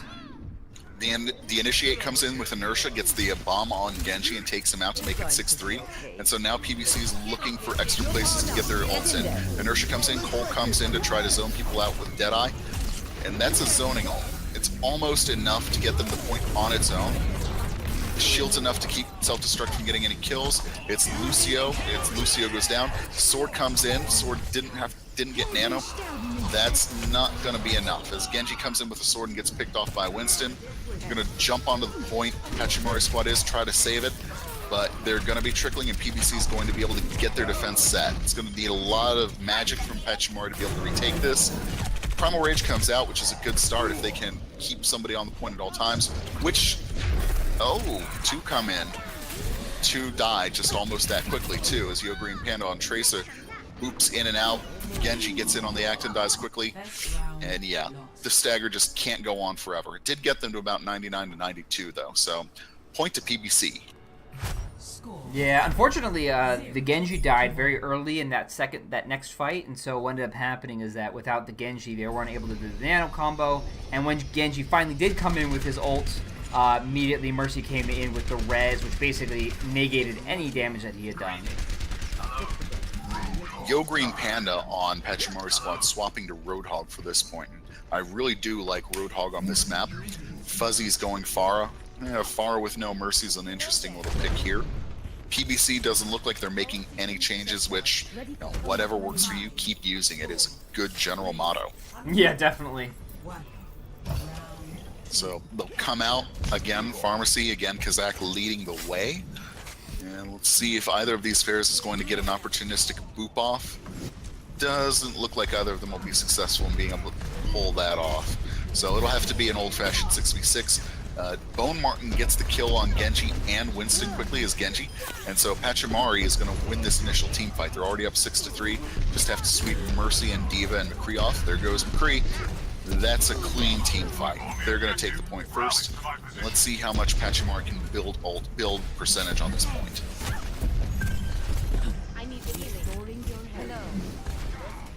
So now PBC is starting to regroup.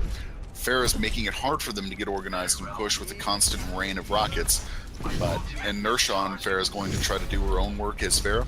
They're trading rockets right now, and Pharah's just trying to get more ult charge. Fuzzy is at 62% on Pharah. Just wants to get that barrage up as PBC pushes for the back door. Res is up for Altez on PBC, so watch for the big res on Mercy.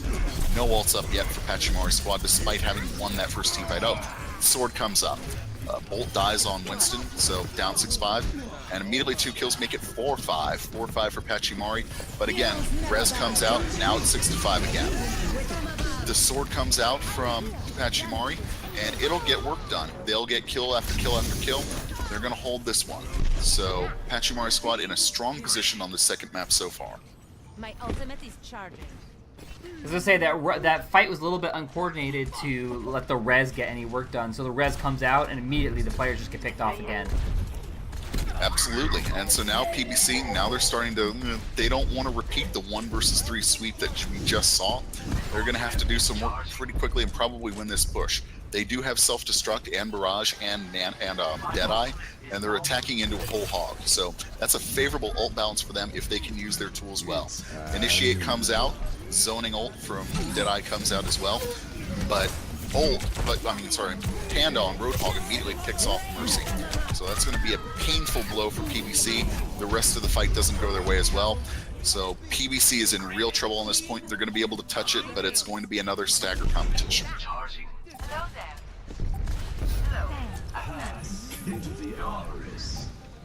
And yes, I really do like Roadhog on this map. I really do like Roadhog on every map, as Cosmic Cosine in the chat points out.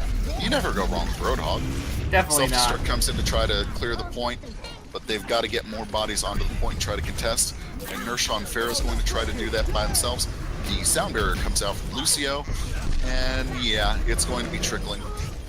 Bolt pulls off the Primal Rage, and there's a monkey fight on the point. Who can clear off who first? And they're so good. PBC is very good at the trickle, but they're going to have to be able to do more than trickle if they want to take this point off. Panda deletes Zenyatta with a good hook, and it's back to the dancing. Zalteza on Lucio now instead of Mercy goes in. Yeah, now it's Steve's turn in the barrel. Going. Just one after one after one after one. And now it's Pharah's turn. The sword comes out trying to get more kills quickly. That's enough. Now we're tied 1-1.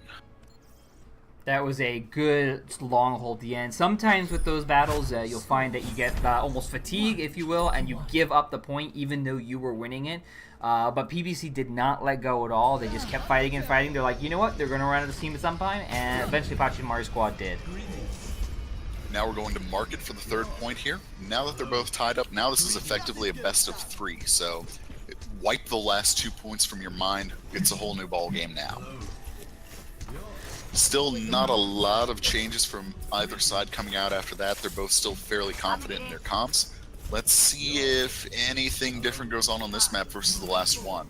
I think, again, it's going to be a question of who can defend the point once they take it. That's been a weakness of both teams so far. Definitely, but PBC is showing that they can hold it strong, so hopefully they can do it again this round. And PBC comes out to main while Pachimari initially looked like they were going to try to go flank, but instead they decide to accept battle in main. Kazak will hop in and with shield will initiate and just go in and try to take out Pachimari, because Pachimari dove into the backfield with a lot of people all at once. Gets rewarded with it with a Roadhog pickoff, another Roadhog pickoff on Soldier. Now 4v4 for both teams. Now they're in the danger zone back behind the point where boops can happen, and Smacky as Diva will get a pair of kills off. So looking pretty good for PBC right now. If they can stay on point for a little bit longer, and they will. PBC will start off holding this point.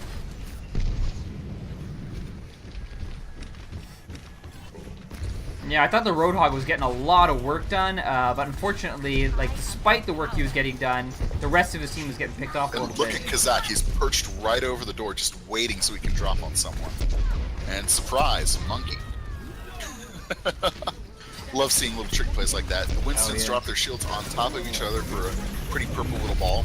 Self-destruct comes out but doesn't get any kills. It does zone people away a little. And PBC is just going to hold this point through this team fight as Pachimari goes back a little bit to regroup.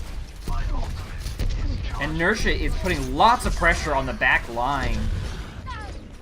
But Inertia gets picked by the Soldier almost immediately. And so now it's back to even. Mercy brings back Soldier and Furrow with a 2-res, but that goes right into a Dragon Blade. It picks off Mercy a little bit too late to stop her from resing. The Barrage came out and didn't get any joy. Genji gets a pair of picks with Sword, but that's not going to be enough on its own because the rest of his team isn't able to follow up with it. And soon Inertia picks Genji off. PBC holds. They'll get up to about 70-75% before the next serious push from Pachimari. I am empowered. PBC Next is doing team a great fights. job holding this. Yep, next team fight is starting up, and Pachimari is just going to rush in almost all at once. The Transcend came out as a response to Primal Rage, and Primal Rage isn't the best ult to use Transcend in response to, because you can still get punched off the point here if you're not careful with positioning. Nano Hog comes in, though, with Panda. That manages to sweep up Zenyatta, manages to clear the point a little. Alteza's dancing around. Alteza has res. Let's see if they'll use it. Brings out the single res on Inertia. Wasn't able to get the Zenyatta in it with him. Just the timing was a little off there. But that doesn't seem like it's going to hurt too much. Pachimari is coming in now that it's 99-0. They're going to be trickling in a little. Diva self-destructing, trying to clear it off. Does manage to get Soldier, so instead of just being a zoning ult, that does get a kill. And that's not enough, as it looks like Pachimari is going to be able to retake this. And again, they're going to go from 99-0 and try to hold out to make it 199.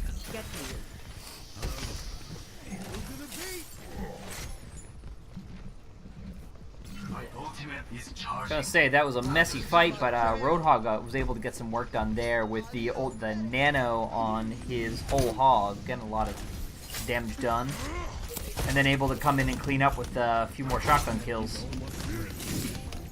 And PBC is going to come in for their first engage. They do have the ults. They have Barrage and Primal Rage. And JT Bowman will start off with a Dragon Blade, get the pick on one support, and Alteza will go down just as quickly. So looks like Pachimari will hold this first team fight, but it was a dry push, and so PBC has 3 ults, maybe 5 fairly soon. So next team fight's going to be a high ult engagement.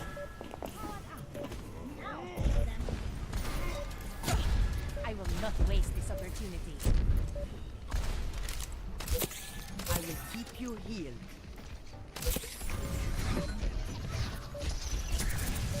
Next team fight starting. Let's see who engages and who starts burning their ults first. Alteza does have res, so watch for that. The Fool initiates with a sound barrier, and is able to pick off the Pharah before she can ult. Cole Tac Visors does get Genji, does get Lucio, so they need to follow up and get a few more picks. but they can win this fight. Panda tries to heal in the middle of the crowd and gets burnt down for it. So now it's just Bolt on the Winston trying to hold the point solo. And D.Va comes in for help. Winston's holding it on their own, and more coming in slowly. Anna tried to be the hero and come in on his own, but no, PBC will take it, and now Pachimar has to clear the point. That's not the way to start it. Even though Anna jumped off the cliff, Smacky was able to get a self-destruct in, so now we're going to see if maybe this time the stagger will work, but it doesn't look like it. Barrage wipes out Roadhog, wipes off Genji. Now it's down to Winston. Winston immediately gets focus fires, died, and they can't get back on. PBC goes up 2-1. Man, that's a messy fight. I'm trying to think of exactly what happened, and I was just there was a lot of stuff happening in a short amount of time. It was a good initiation to start, but they were not able to follow it up. So we're going to a fourth point on this this map, and so again, it's the one above all that I love my Roadhog on. Happy to see Panda keeping him on board. Not a lot of changes additionally still, so we're going to see something pretty similar. It's just going to be, I think, a question of who's going to use their ults more efficiently and without not getting a return for their ult investment. Exactly. I always feel it's like whoever initiates, but if you initiate and completely whiff, then obviously you're just wasting it. So they're both going to go main, and Ursha's going to try to get some boops off, but isn't able to knock anyone off. It's always a bonus when you can do that, but you don't expect it at this high of an SR. Engagement comes out instead with Winston hopping into the backfield. Gets the pick early, as does Fuzzy on Inertia. And so 6-4 to Pachimari's squad to start off with. 6-3 as both supports have gone down. PBC is going to have to pull back or get staggered, and they're trying to pull back. Pachimari doesn't want to let them, and bullies D.Va into death. So that's a nice long stagger, and Pachimari is going to take this point first. My ultimate is charging. Oh, Hog was trying to be sneaky and then gets picked by Inertia. And you love being able to do that as a Pharah main. Whenever you see a enemy just in a vulnerable position like that, especially a tank, which would take you 5 hits to knock down normally, you just start drooling. When you get it, that's a great day. And that set up the initial push by PBC, but Soldier from Pachimar is trying to hold it all by himself long enough for Martin to get the Dragon Blade in, but he gets nothing for that. And instead, PBC is going to take the point after only 30% has gone down. And now PBC is going to do some pushing of their own, try to bully Pachimari back to their spawn. Yeah, they're not going to get any picks. It's just going to be a few extra seconds to make them regroup and get a 6v6. And so Pachimari is going to get their 6. Looks like they're going to go through the back route to try to engage next. Nanoboost is ready. Get in there, and I'll hit you. And they're not going to be hindered. They're going to get almost onto the point. D.Va's going to come out to try to clear out the push, but just zones people away. Instead, breaking it down with the sound barrier. Oh no, doesn't get the sound barrier off. Cole kills him right before the sound barrier is able to initiate. It's going to be a painful missed ult from Pachimari squad, especially as Alteza brings the res back and gets Cole in. And so now they're starting to try to sweep the rest of Pachimari squad out. So Nano doesn't really bring them anything when it gets put onto Martin, and yeah, they hold. So up to 50% for PBC. There was a great timing there where Cole initiated his ult and was kept going in for the kill, but then the Mercy came in and sweep in with the res, which made it so that the ult was ineffective. And now Pachimari is going to be trying to regroup once more into a 6-stack.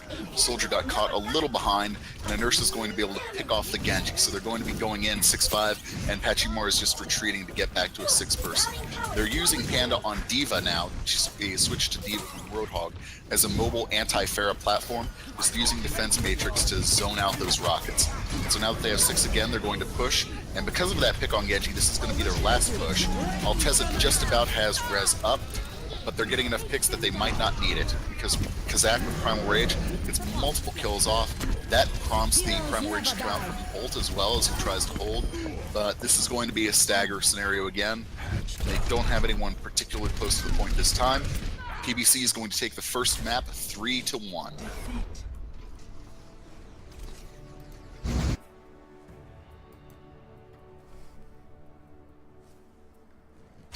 So let's watch this play of the game. It's Kazak as Winston. That's a good choice, and I'm pretty sure I know what this play is going to be. Yep, absolutely. Oh. You love to see it. You love to see it. Yeah, that pretty much closed out the last team fight on point. Well-deserved play of the game. Very good game, though. These teams are fairly closely matched, happily. Yeah, it's been a terrific game. I have to say that we are seeing some really good high-level play here. They are being very efficient about killing each other, but in the sense that they are using their ults well, and you're seeing lots of sleep darts hitting. It is pretty impressive. So you're deciding if we're going to see Kings Row or Hollywood up next. Looks like it's going to be Kings Row coming off. And kill cam was on for that entire map, which it's not supposed to be, but I don't think it really affected anything, so no harm, no foul.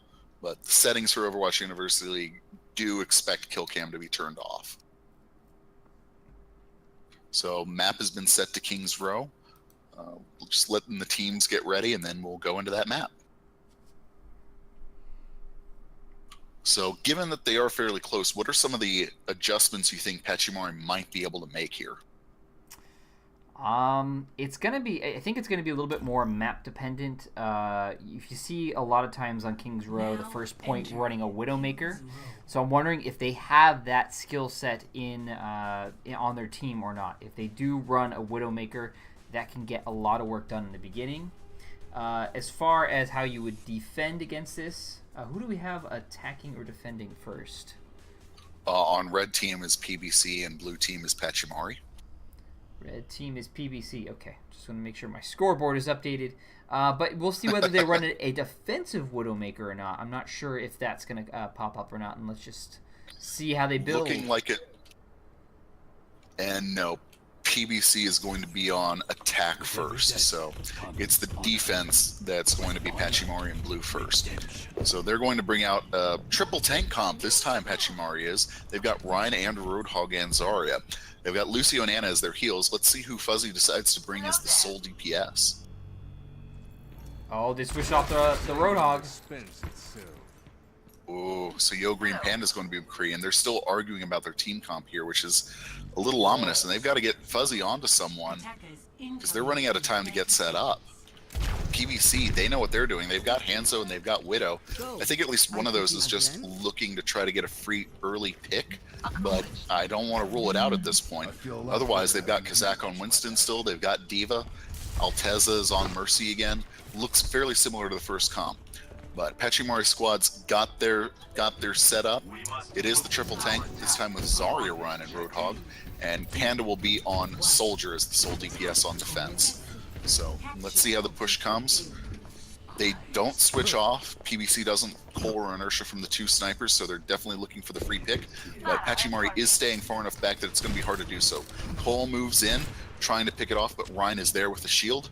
The long distance and a sleep dart almost manages to take out a sniper early, but they're ceding the main choke to PBC. Tonti Armadillo is way out in front of everyone else, and that's a dangerous position to be in, but Pachimari isn't going to push to punish them. They've got Alteza and Zen out. Pachimari had a golden opportunity, I think, to get picks on PBC's two healers, and they didn't take it. Martin on Roadhog now will finally take out Mercy, but they had the opportunities to do that earlier. Doesn't seem like it's going to hurt them, though, as they're going to win this first team fight. They're up 6-2, and PBC is going to have to pull back here. What I was noticing there is they backed off just at the right time with the Reinhardt shield, which made it so Widowmaker didn't get anything done on that first round. And so then after they saw the Widowmaker was out there, Yo Green Panda comes in with the Soldier, is able to clean her up. And Cole switched to Soldier because that Widow wasn't getting anything. And so now they're setting up for a bit more of a standard push. They've got Mercy hiding in the theater while they try to figure out a way to force the main choke. Kazak's going to engage with Winston, but get almost immediately hooked. That prompts Primal Rage to come out as Kazak tries to clear off the point. That Primal Rage in turn prompts a sound barrier, and so it's one ult after one ult after one ult. Martin manages to hook Cole off of a cliff, off the high ground, and get a pick, but immediately gets taken out by the self-destruct. So it's again trading one for one. PBC reses Cole. and they're getting picked, so I think with a spawn advantage, PBC is going to take this first point here real soon. Yeah, the Fool's not even going to try to contest, and PBC will take it with about 1:55 left on the clock. Good first push. Definitely a good first push. It was Zenyatta's ult at the end was able to help seal in the victory right there. And Pharah's getting a little super aggressive, pushing, trying to keep Pachimari from being able to set up a defense. They do pay for it because Green Panda hits a great Helix rocket on Pharah. So they're going to be down to 5 for this initial push. So will Pachimari, but they can get back a little quicker with Zenyatta. So as the payload comes in through this first choke, they're going to have just about everybody there as Inertia's able to get back to the fighting quickly.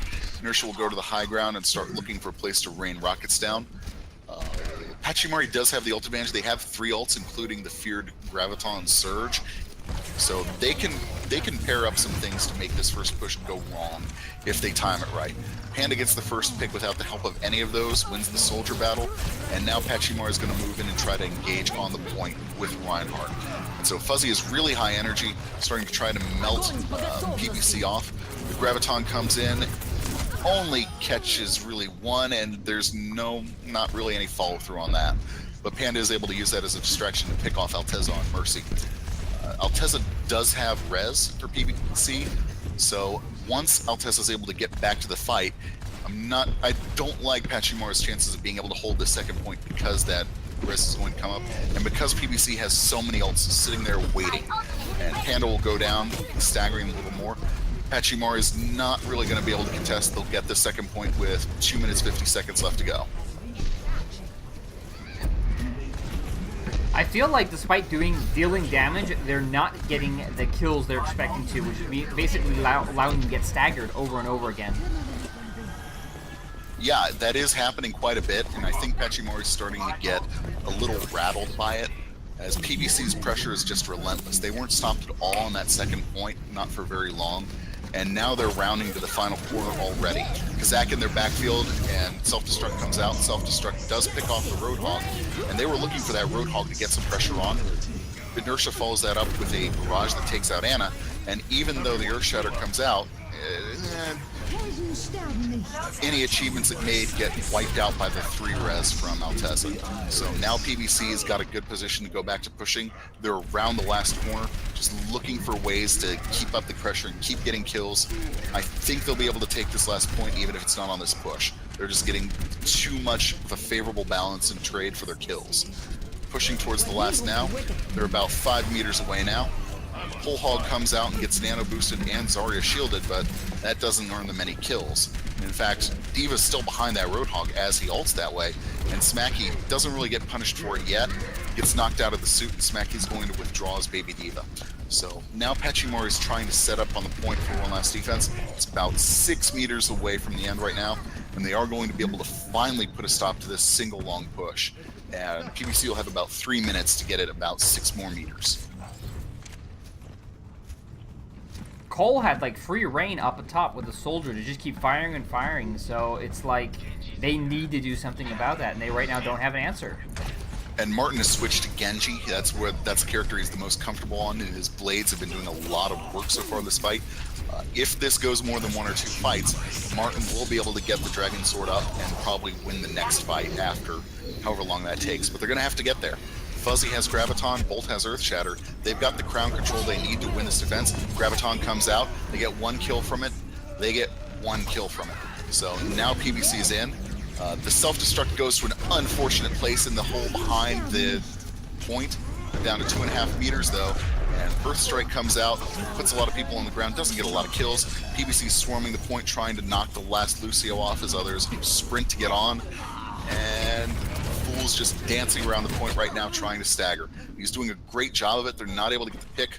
They finally do, but not before another one jumps on. Now they're 28 centimeters away. Their trickles are still coming in one after one. PBC will take the point. 1:40 seconds left on the clock. Almost a much better stall than it was. It was still a good stall there at the end, but it was almost an incredible stall. Pachimari was almost able to get right back on that payload. Yeah, it was definitely close there at the end, but I would say that the uncontested damage up at the top, they tried to bring the Genji out as an answer, but the Genji came out against a squad of a Diva and a Mercy, so he wasn't able to complete the kills that he needed, and allowed them free reign to get lots of damage done. Absolutely. And so let's see what they want to do for comps up here. So now PBC's on defense. Kazak might be bringing out the Roadhog for defense, which isn't something that Kazak normally plays.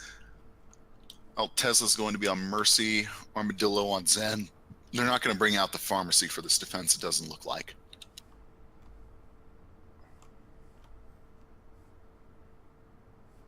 I feel sometimes that Pharmacy on defense is a little bit awkward to make work because it's still strong, but you kind of want the Pharmacy on attack. I feel more times.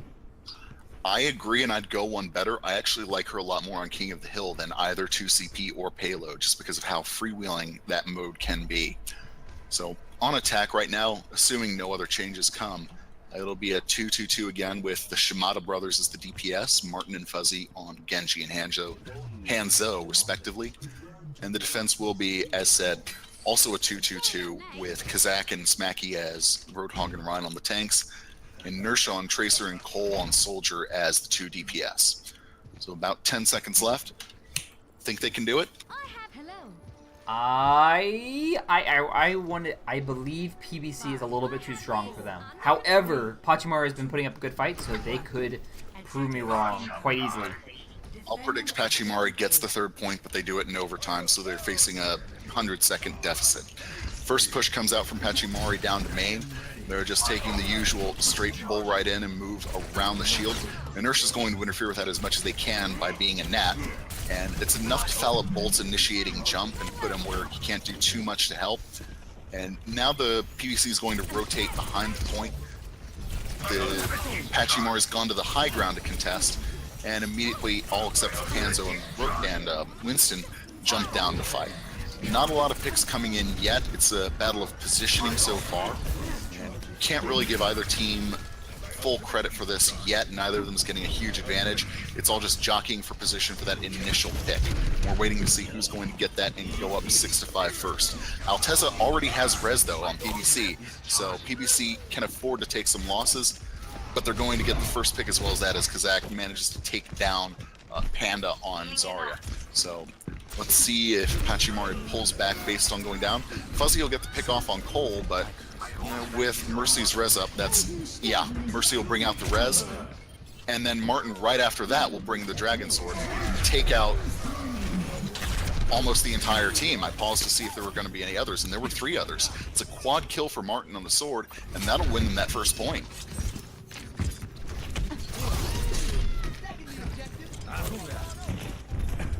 Man, that was a really quick turnaround. I was looking at the Soldier, and then before I knew it, three players died, and they got the point. Yeah, Cole tried to contest on his own, but ended up just getting picked and staggered, so a little unfortunate there.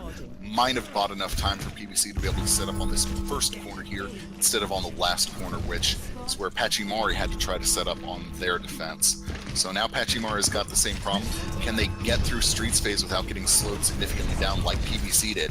They're going to have to do that in order to keep par with what PBC was able to do on their attack.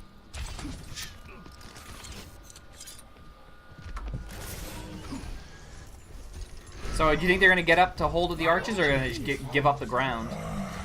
I think they're going to stick at this first corner for now, like they're doing right now.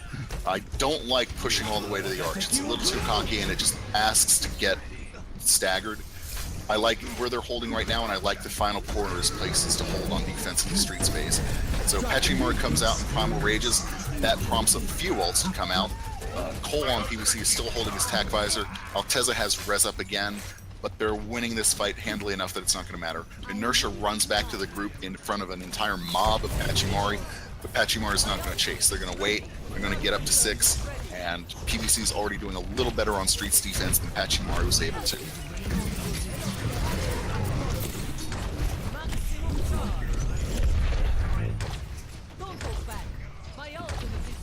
no decisive engagements yet in the second team fight.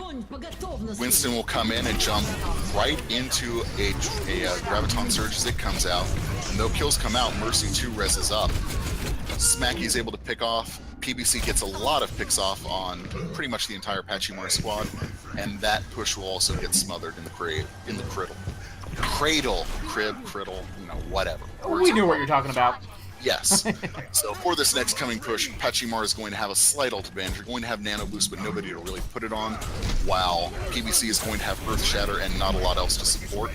So Smacky's probably going to be stalling and waiting for somebody else to get it a good ult, like Inertia or like Kazak, before putting out the Earth Shatter. And yeah, PBC is going to pull back and hold at this first corner, let them push it a little more, because at this point, that little amount of pushing doesn't really matter. And did that hook go through a bubble? It looked like it. Yeah, it did definitely look like it from a third-person point of view, but that does serve as the initiation of an engagement. Altessa is able to bring back both tanks in a single res, even as her DPS dies, so she could have waited another few seconds, but had no way of really knowing that. And besides, looks like it'll probably be enough to stall a little more. Martin brings out the Dragon Sword, and will he be able to get any joy on that? Doesn't look like it so far. It looks like that sword is going to not go with any kills. Didn't even prompt any defensive ults because there were no defensive ults to be had. Only now is Zenyatta getting Transcendence off. But it does push them off the point, volley them off, so that Pachimari is able to get a little push going. They're going to round this final corner, and they should have smooth sailing to get to the second point. They'll have about 3 minutes to get all the way to the third point from the second. There's a good push there at the end. Fuzzy going in to clean up with the visor. It's a good way of getting them the extra distance that they needed to get to the next point. 2 minutes, 59 seconds. Very nice. Called I it. can do addition. So Pachimari is going to start this. They have a little over a minute to get all the way to the end if they want to match the time. I think they will be a little below par, but I think their push has been good enough that they will be able to get this third point, as I said before this started. Inertia's in the backfield looking for a pick, but gets picked herself by Soldier. Sound Barrier comes out to engage on this fight, and now Pachimari is just swarming PBC, and that pays off. Inertia actually on PBC just switched to Reaper, so that's one of the other ones they're going to stall with.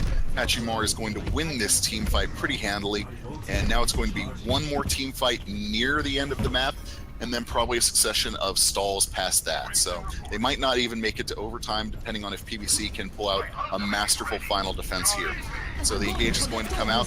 Kazak's going to engage. The Graviton Surge comes out and misses almost everyone, but that's going to serve as a signal for everyone to just hit Q. And this brawl is just everyone hitting Q. But PBC is able to use their ults a little more effectively, especially TAC-5s are getting multiple kills off. They're going to wipe out Pachimari. Pachimari is going to have to pull back and regroup. They'll definitely be behind in time. This is going to be really tough to get the final push in, especially with no ults to go off of. Yeah, they're going to have Visor partway through this last fight, but Alteza has Res. Armadillo got picked off a little early, so they're going to have a 6v5, so that's a little positive for Pachimari. They can build these ults quickly. Attack Visors come up. Primal Rage is going to come out pretty soon here. Alteza immediately reses as soon as anyone goes down because she's about to get picked and does. Engagement keeps going.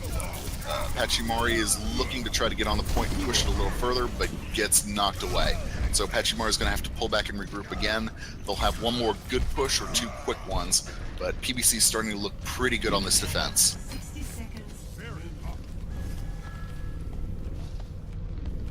They will have a small opportunity where Reinhardt will be out of commission.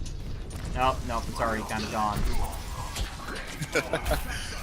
Yeah, PBC is setting up their defense on the payload. They're pushing it back almost to the top of the hill. Winston on Pachimari engages by leaping down and going on to Primal Rage. He's going to look for the fancy fisting somebody off into the pit.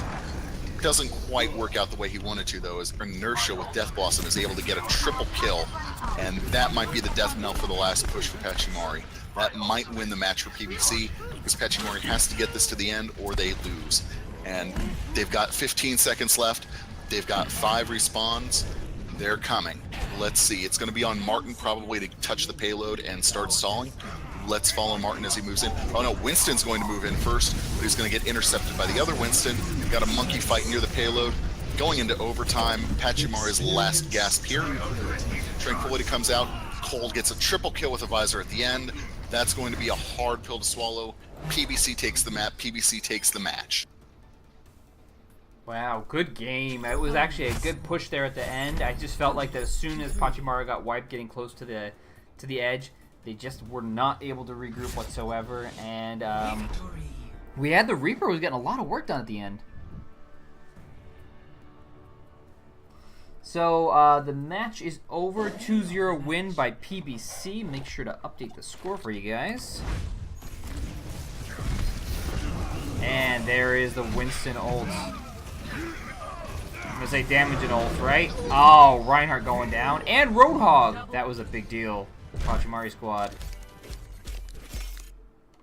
So overall, a good effort by Pachimari squad, but PBC is able to pull through and is now 5-0 in Division 2. Excellent. Very impressive.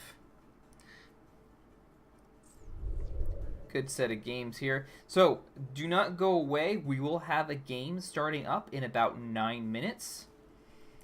Let me put up the score for you guys. The last game is going to be a game between the Fighting Mongooses and Diorks in Division 11, which is a little bit higher up than the first game that we had, but less than obviously the Division 2 game that we just had.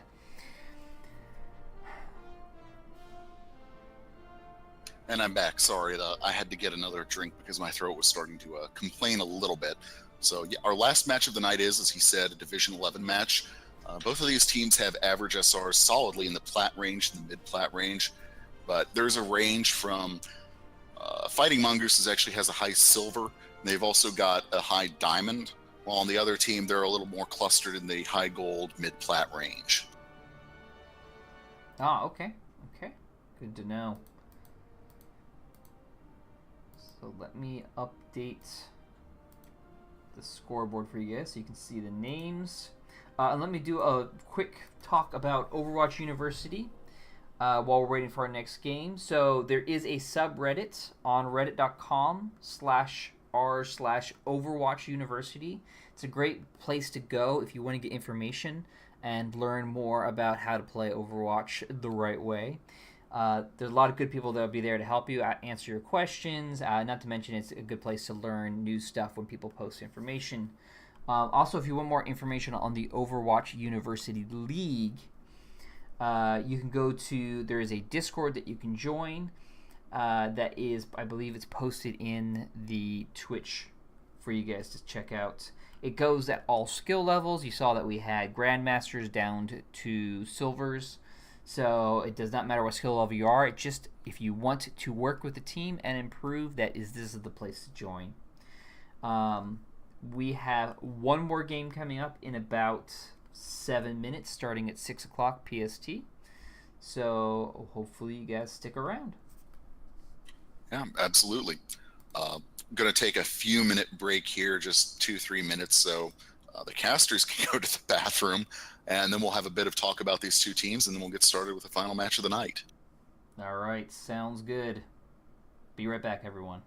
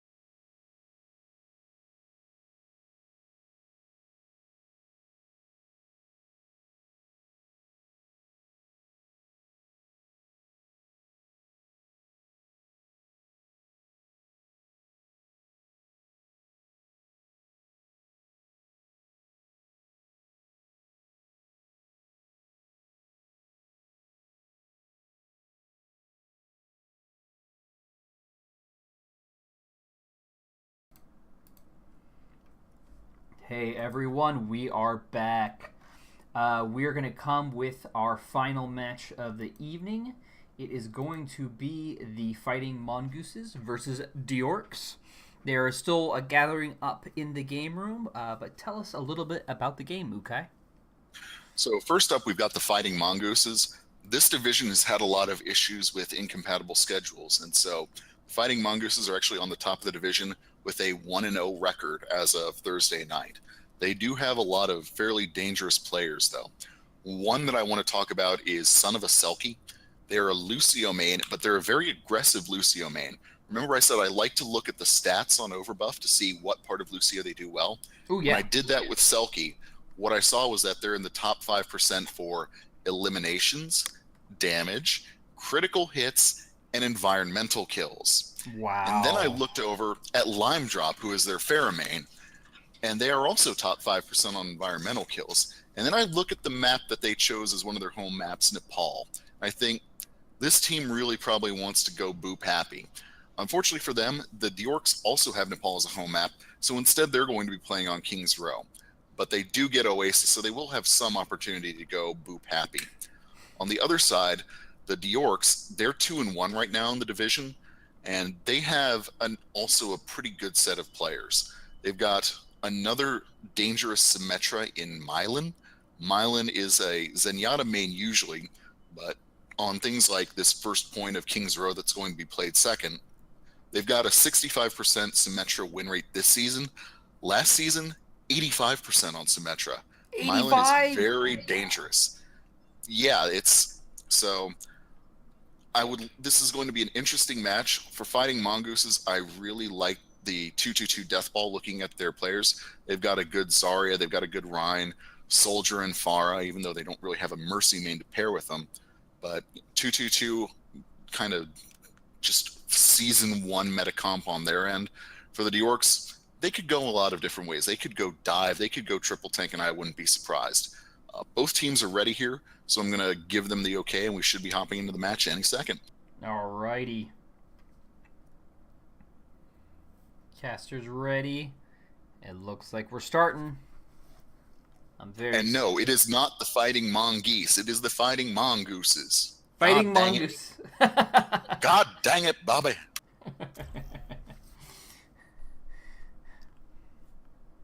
So as we enter Oasis, the newest King of the Hill map, it's my favorite King of the Hill map, and King of the Hill is game mode that I don't actually like as much as most people do, but this map is my favorite just because it's so vertical. It's very different from a lot of the other maps. It's got a different playstyle that it rewards. The ceilings are always super high.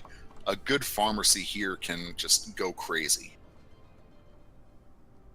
Oh yeah, definitely Pharmacy can do a lot. And you're talking about the boops, there is this humongous staircase that is perfect for booping. Absolutely, and Fighting Mongooses is actually going to be on blue team, and the Diorks on the red team to start with. Alrighty. So looks like the Fighting Mongooses are going to go for a dive comp first off with a single tank, only Winston. So that's an all-out dive. Wow. So they've got Tracer, they've got Genji, they've got Pharah, they've got Winston. They're just going to be able to go into the backline and wreck. And on the Diork side, they've got a Torbjorn. Interesting pick on King of the Hill, I'll say, if Tinfoil doesn't switch off, and it doesn't look like he is. So 2 tanks, and their DPSs are Torb and Hanzo. It's a bold strategy, Cotton. Let's see how it pays off for him. Definitely. I want to see if Tinfoil Hat can get any kills here.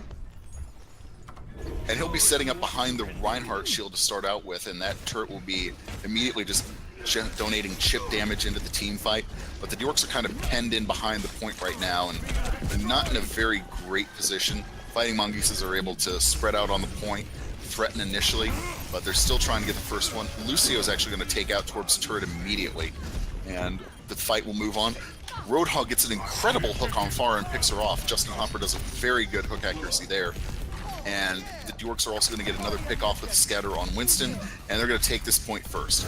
Justin landed another great hook, but it broke on the level geometry, so denying him a second great kill off of that. So first point to the Diorks.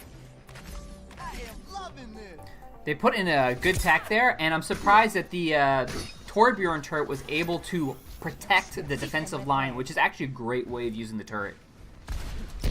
Absolutely, and now that's set up on the high point overlooking the objective, so now the Fighting Mongooses have to take that into account as they start their push. They're going to go through the right side and into the small room on the side of the point. The turret will go down almost immediately, because at this level, turrets are just magnets for damage. And Line Drop on Genji will get a kill and immediately go into Dragon Sword, which prompts the sound barrier in response. And that's going to deny the Dragon Blade from getting much in the way of targeting. And Justin will bring out the whole hog just to make that a more emphatic point. They're going to stay around a little scattered.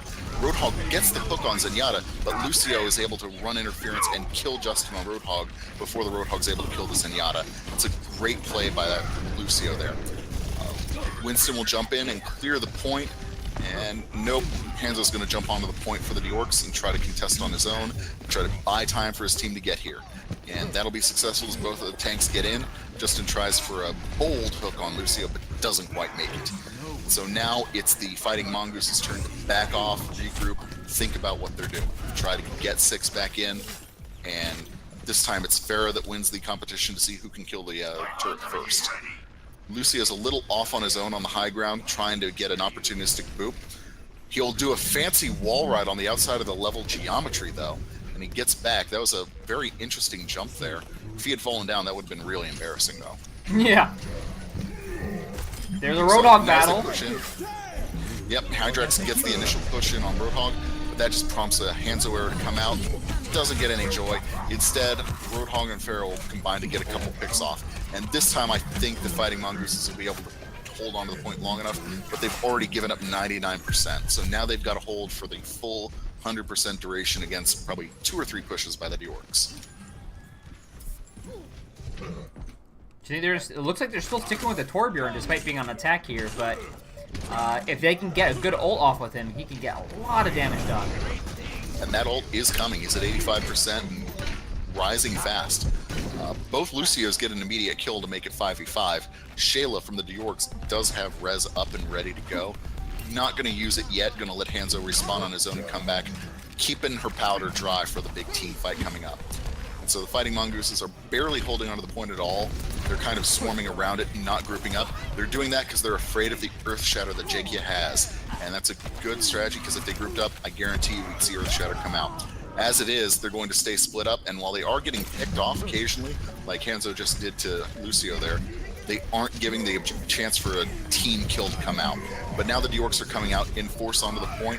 They've got to contest because the Yorks are at 99%, and they're not going to be able to contest that well in time. The sound barrier comes out, and there's that Earth Shatter, and it doesn't get a kill. Instead, Shayla pulls off the res for the Yorks and wipes off. Now the Yorks finally get it. The self-destruct, bit unlucky there, I think. It does go into the hole in the middle of the point, but it does get Lucio, so not so unlucky as that, as it kills unlucky. Now we've got a general melee on the point. The Fighting Mongooses retake. It's not very often you see a team that's at 90%, 99% take it and then lose it again, but that's what the Yorks just did. Very good counterplay by the Mongooses. That was a great hold. You saw the ults coming off left and right there, but Hydrax is getting a lot of work done with the Roadhog. Yeah, and now there are no ults left for this last push. Lafon is getting close, though, on the Tracer. Yeah, and let's see how well they're able to split up. And Roadhog gets the opening pick off with a hook onto Hanzo. Hanzo left that shield just a bit too long. I have to say, watching Son of a Selfie, he is all over the place, dealing damage left and right, making Reinhardt's life heck. Absolutely, just like we called out in the pregame, he's a very aggressive Lucio. He's not a Lucio that's content to hang back, speed boost, heal, and make calls. No, he wants to see himself on the kill field, and he did a lot of times. So that's 1 point to the Fighting Mongooses. Now show them. That's terrific fighting. And you can see him left and right, jumping around, open over the Reinhardt, and pushing the Reinhardt forward into his teammates. Allows the Roadhog get easy kills. Yeah, and separating a team from a run like that, that's one of the things that greatly helps your ability to get picks. The switch is going to come off to Pharah, and that's Tinfoil Hat going to Pharah there. So, interesting swap, given that Tinfoil Hat was having more success than you would think on Torb, But now they're going to bring out the pharmacy, and this is a great point for the pharmacy. Diva reporting in. Diva will also come in, but for the fighting mongooses, Lafon will switch to Diva. It's going to come down to Crispy MD making sure to hold the high ground with the soldier. He can make Farah's life tough. The mongooses immediately go back and start to try to hold the high ground. The Diorks are going to hold on the point, so you've got a high versus low battle. But the fighting mongooses will come off the high ground pretty quickly to engage on the point as well. Lime Drop will get the initial Rhine pick as Genji, and Crispy MD will follow up, so it's 6v4. Looks like the fighting mongooses will take this point first. Hanzo briefly contested, but died when Hydrax's hook got to him, actually. And now the Diorks are getting staggered because Selkie and Lafon on Lucio and Diva hunted down a few of the Diorks and managed to kill them. And that'll just delay this retaking push just a few percent more. I love the noise that lift makes. Yeah. Such a satisfying noise. So the I was Diorks all are worried coming in now. that the jump pad was not going to be that effective to use, but it's like it really is the best place to get up in the high ground for the Oasis. Absolutely. It makes it a much more vertical map than most of the Overwatch maps tend to be, and it's one of the reasons why Pharmacy is such a good pick here. Tinfoil Hat's actually got her ult up right now, and as the Diorks push in, they're trading kills 1-for-1 right now. So no advantage yet in the team fight, really. Hanzo will try to change that by a quick scatter arrow off on Genji. Kind of somewhat speculative. Hanzo ult comes in, doesn't really get anything. Instead, it's left to Tinfoil Hat for the Diorks to get the pick off on Roadhog. And that prompts the Transcendence to come out from Traffic Cone, and that'll buy enough time for 3 others to get onto the point from the fighting mongooses. Right now, they're fighting for more percentage, and they're going to sweep the Diorks long enough. I think they're going to go 99-0 at least before it gets retaken. Hanzo's all alone on the point for the Diorks now, and he'll die as well. So definitely going to be a last push, try to hold from 99-0 thing for the Diorks. I don't like the Hanzo fighting there at the end. Like, he should have got himself killed a little bit earlier. He got the kill, but he is now quite a bit staggered from the rest of his team. Yeah, not a good return on investment, I'll say.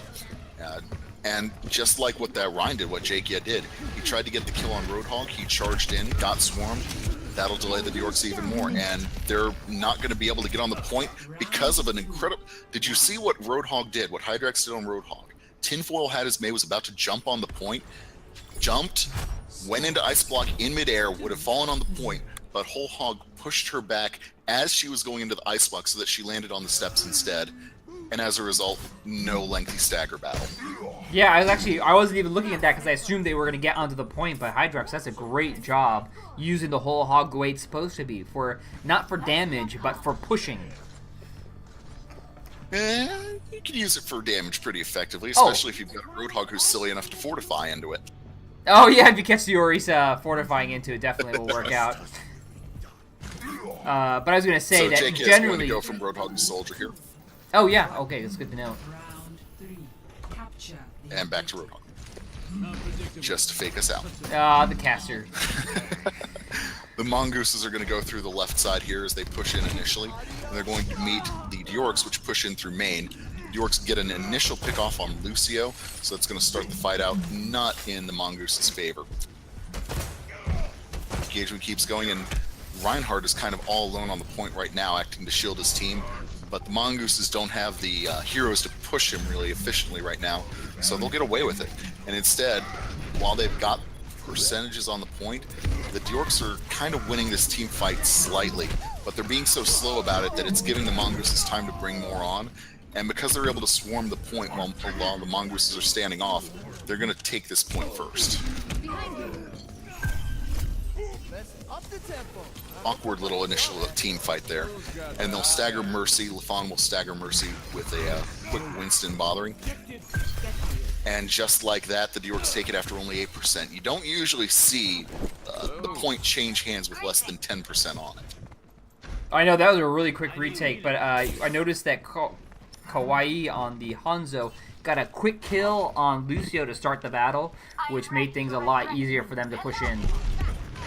Yeah, and they conceded the point almost, no. despite that. And Lime Drop with the excellent boop off into eternity. So, as we were saying, watch how much the Fighting Mongooses like to get those boops. Unlucky Lark with Mercy gets a 2-res off. Tinfoil Hat gets a 2-kill with his own ult, and that'll be a painful pair of ults for the Fighting Mongooses to take. The Diorcs just delete another hero, and so as we come in, another speculative ult from Hanzo, I'll say. It's not enough for it to stop the Mongooses from taking the point. Instead, that'll be just Roadhog trying to stall it on his own. Jakia, he'll die, Mongooses will retake. That looked like it was going really well for the Diorcs after those two, the Res and the High Noon, into each other. What went wrong? Actually, I missed what went wrong with that fight. It seemed to go over really quick. Hanzo definitely, unfortunately, he was stuck by the level geometry. He was trying to wall climb out, got stuck on something, and fell apart, and that's what got the boot for the Pharah there. And that was a key boop as well. And now the Diorcs are initializing. Jakia and Kawai are both getting quick kills on the Pharmacy to remove that. So they've got a 6v4 push, and they've got all the ults they need to retake this point. Let's see if they can use those ults effectively as they move in here. They're all shielding behind Reinhardt. Reinhardt gets the charge, it gets the Earthshatter in. It's enough to take out Roadhog. Lucio under Selkie is still dancing. He'll use the sound barrier mostly just to save himself. And Tinfoil Hat on the Diorcs will use that to have enough time for the High Noon to take out the Mercy. Both Mercies are down. The Diorcs look like they're taking the point. Selkie is going to try to dive on, but not quite able to do it. Instead, he'll dance on the point, and then he'll ride along the outside of the level geometry. Looks like he's retreating, but it was a fake out. Instead, he went in. I think he was trying for a hero boop. Instead, he dies and staggers. That's a iffy decision there. I think Selkie was trying to be a hero there. Yeah, a little bit unfortunate that he did it like that. Good try, though. I'll applaud the effort. And now, the Diorcs on defense, they've got 4 ults up. So they've got ult economy in their favor now for this push. They can hold it unless the Fighting Mongooses have a really good push coming in here. So they're starting to poke around, have a little poke battle. Another speculative Lucio ult that does more to zone than to get kills. The barrage comes out from Lime Drop, only gets Mercy, but that's a good one target to kill as the Mongooses come in. Well, what they did was they prevented a lot of ults from ever triggering. Instead, Justin Hopper only has the Earthshatter, and the Earthshatter gets wasted. So Fighting Mongooses will retake this with 99% on the Diorcs clock, but because of that, because of Justin's impulsive use of Earthshatter there to try to save it, the Orcs are going to be pushing back in without all of the tools in their tool shed, and Selkie gets staggered again. Yeah, I was going to say, the Pharah blast should not have worked, but Mercy was out of position and got caught. And there goes Hanzo once again from another boop. Lime Drop is really justifying that focus we put on the pregame on the boop. Just getting multiple critical environmental kills. Barely evading a hook from Jakia there. So the Diorcs are trying to remove Pharah as best as they can. Doesn't look like it's going well though. But the 3-res comes in from Unlucky Lark. That's a great res. They were losing that team battle. Gave him a chance, but Lime Drop immediately deletes 2, and then the Tactical Visor comes in, deletes another 2. That's probably going to do it for the Diorcs. This is probably going to be the Fighting Mongooses' point, but we're going to see a good stalling battle until then, I think. Yeah, but it looks like Mongooses are definitely cleaning this up, though. That was an efficient cleanup to give Fighting Mongooses the map. Good round, and that's 1-0. Fighting Mongooses against the Diorcs. Yep. Right there at the end, Line Drop on the Pharah was getting so much work done. Lots and lots of kills, and Zenyatta was following up with the Discord to make it even more effective. Absolutely, and that was even the Diorcs' home map. So King's Row, where we're going next, that's Fighting Mongooses' chosen home map. So this is going to be hard again, where we've got a team in the position that they have to win on a map that isn't theirs to stay alive, to get to a third neutral map. It's nice to be appreciated. Yeah, it's going to be an uphill battle for them. You can see Son of a Selkie definitely wanted to be on the scoreboard, and he was. And we had the Pharah as well as the Zenyatta with the Discord orbs. I was underestimating how much that was getting done, but it was getting lots done, apparently. Absolutely, and that was a good game to start things off, even though it was a sweep. King's Row, I do think that the Mongooses might just have too many horses for the Diorcs to contend with, but on this map, it is so different than King of the Hill. We might see something new happen. So just working out who's going to attack first, who's going to defend first this time. And the Diorks are going to choose to attack first. So there's your answer for that. All right. And I think they're going to do some flip-flopping to put the teams in the correct position. Yep, I believe so.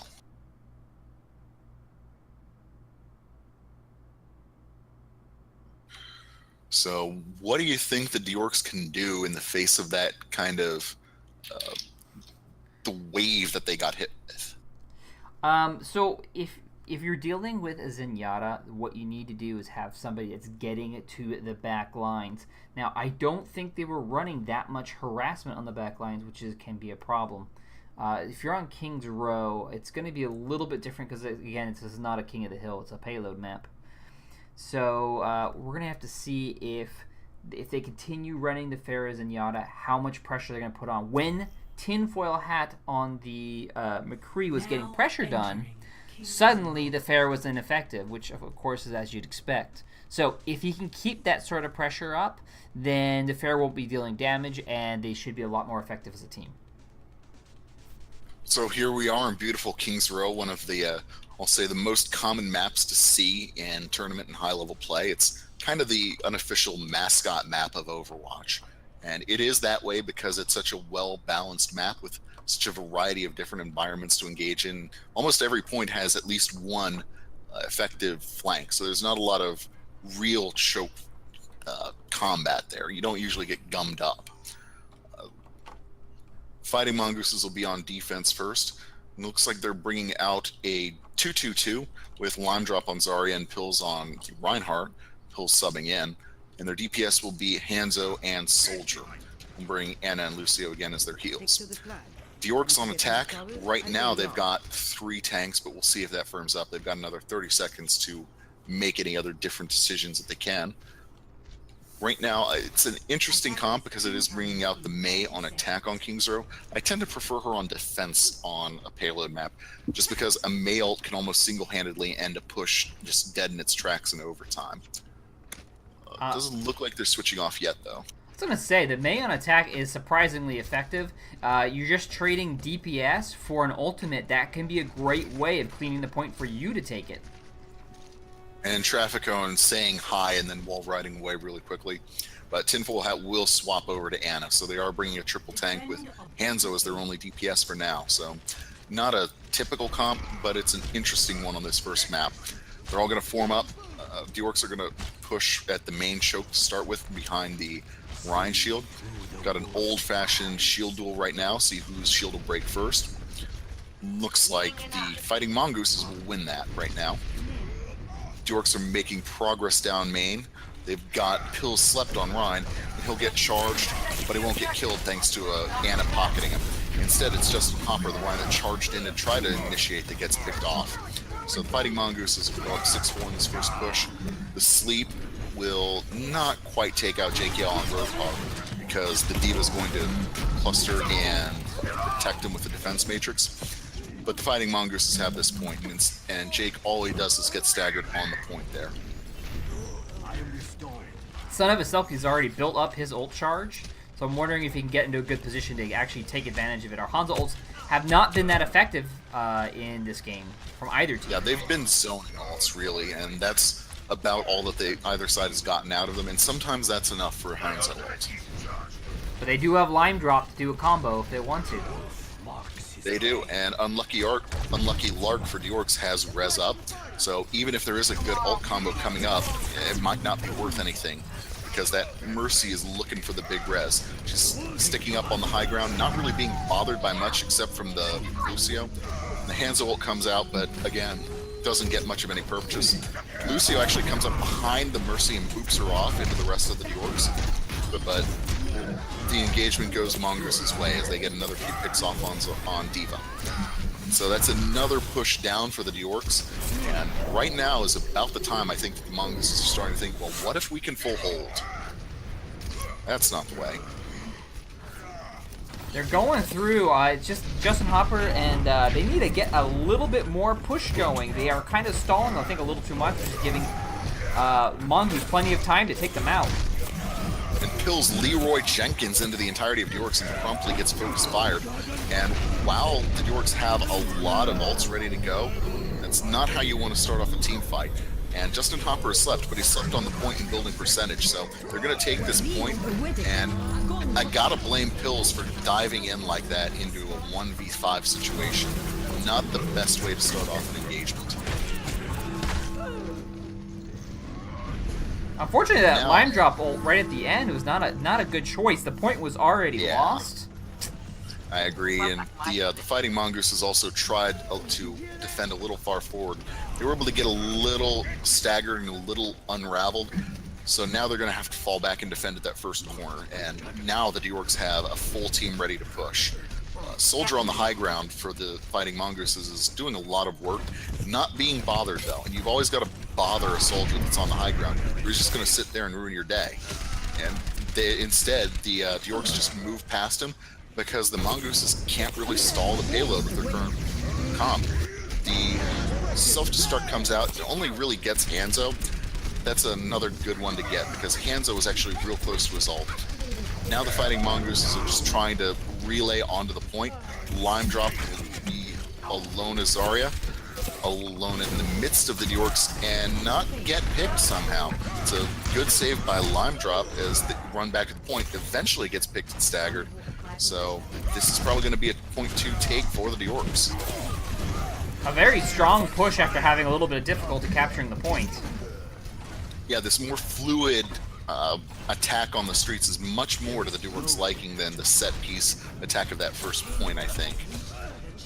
Absolutely. And we still have a res sitting there for Unlucky Lark, so they can keep this push going for a long time. It's been sitting there for a while also. Lark's just been holding it and waiting. Hasn't needed to use it because the Mongooses haven't been able to get a lot in the way of the kills. And it keeps on going as Kawaii manages to pick off the Zen with the scatter arrow. Right now, the Graviton comes out. There's the good old-fashioned wombo combo. It only gets Rhine, but at least it's enough. Nope, there comes the res. I was going to say at least it was going to be enough to stall the push by the Yorks, but Anna will negate that wombo combo with a single one of her ults. Its only virtue is that it does buy a little time for the Mongooses to get themselves reset onto the payload, but here come the Yorks again. It is definitely a crazy fight. We have Jake Guy still sitting there with the whole hog and see whether he's able to take advantage of it or not. But he's holding on to it, waiting for the right opportunity to take advantage. They are getting some push right now as the Yorks, and Mongoose is here. Ooh, it's a nice hook right there. But not enough follow-up to secure the kill, unfortunately. So the Yorks are trying to work out which of the flanks they're going to be able to take as the Fighting Mongooses push up ahead of the payload to hold. They do get a fire strike off on Baby Diva, and they do take out Roadhog, and that's going to force the Yorks to reset.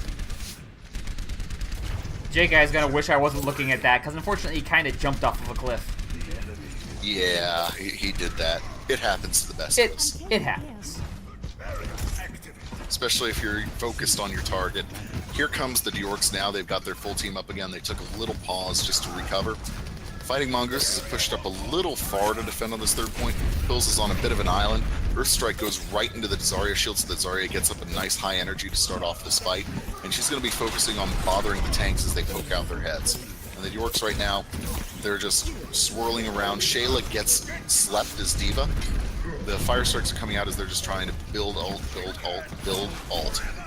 Pills does have Earth Shatter and Selkie does have the arrows, so that's one combo they can pull off.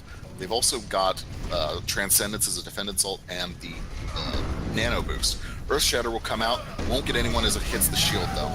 So, and in response, the Hanzo ult comes out, does manage to pick off Anna, does a good job of breaking that push, but there comes the res from Unlucky Lark. Counter Hanzo ult, doesn't get a few kills, does do a good job at zoning. And because of that, the Yorks are going to be able to bully Lafon off the point, looks like. Or maybe not. Lafon's going to be able to stall the payload on her own as Traffic Cone comes up to support. The Hanzos are having a duel up on the high ground, and Selkie will manage to win that duel. Not sure how the Mongooses won that defense, but they did. Yeah, actually, I was kind of thinking that the Yorks was right about to change the corner, but that was right when the rest of the Mongooses were coming in, and so they were coming in with the more manpower that were at full health, as opposed to the Yorks that were kind of hobbling in. And after a great streets phase, now the Yorks are looking at one more good push before they're on defense. So they've got to recover, and they've got to use some of these ults. They've got self-destruct. They've got whole hog. They can't be letting Zen get picks like that. So, and now they're down Hanzo as well. So they've got time if they run away, but they're not going to run away. Instead, they're going to use the self-destruct, and oh, we've got a call for a pause. Hold on. I don't think the pause is going to matter, but the Yorks have lost a person. That is no good to have happen at this time, but at the very least, they did get some good distance, so even if they do not get to push it any further, they still have plenty of time to defend on their side. They do. They have 2 2/3 of this final point, so that's the marker that the Mongooses are going to have to get. If the Mongooses can push that far on their attack, they're going to win the match and close out the stream for the night. So while we're on pause here, was it a change that Mongooses made, or is it just the natural defense favoring of the third point? And Jakey is back, so we're about to start up again here. So I think it was the favoring of the third point that helped them out. So basically we had a big skirmish going back and forth, and it looks like we're ready to go. Just the skirmish was happening, and the Mongooses were able to get their reinforcements faster than the Yorks could get their reinforcements. And as we're about to start up, we've got 16 seconds left in the match, and I don't think that the Yorks are going to be able to do anything with those 16 seconds. But what it looked like to me on the streets phase, well, they are going to be able to touch the payload if they want to, and Genji will come down and they'll contest. It just looked like the Mongooses were a little punch drunk and getting staggered repeatedly. They just couldn't string together a coherent defense. Once they got to the third point and spawn advantage went their way, they were able to. And now we're into the final push for the Yorks. They were able to get a quick team fight win, and they've got 4 on the point. So let's see how far they can go. Getting 2 good picks off with Zarya and Zen. Unfortunately, they lost Unlucky Lark, though, because she did have res up. Instead, they're going to have to stall the point until the res comes back. Hanzo comes out of spawn to try to bully the Yorks off the point, but Shayla's able to stand just inside the payload's range and out of the ults. Now it's Jakia's turn in the barrel. He will self-heal and not get picked quickly enough. Instead, he'll climb up on the top of the payload and dance around. He'll finally get picked, and that'll be enough. 55.2 meters after the second point. And oh, if he had held out another 5 seconds, Lark would have been able to res 2 or 3 on the point. That's a heartbreaking just fall short. Just a little bit short. It was actually a good little push because it did get some more distance, but it was not enough. LaFon was getting a lot of work done as Anna moving around with we had the grenade coming in, and the sleek dart hitting perfectly was able to give them an extra amount of defense that they might not have had without her. Absolutely. And so on attack, let's see, what are the Mongooses going to do? I don't think they're going to be pulling Sombra on attack, but if they would, that would be really interesting. I don't think that the other team's going to pull a Torb plus Symmetra combo, but that would be really interesting. That would be a great match. Oh, wait! Oh, they're teasing us. Okay, I thought there was an Orisa there for a second. No, they're both leaving as Torbjorn and Symmetra. We're going full turret. That will be awesome to see. So if they run a full turret defense, do you think they're going to hold up at the choke here, or are they going to stay back and stay, what most teams have been doing is stay in this back corner here? Yeah, and I do like defending there. When you defend up at the main choke, you are defending a choke, but the top door of spawn just lets any sniper or soldier or Pharah just rain on your parade.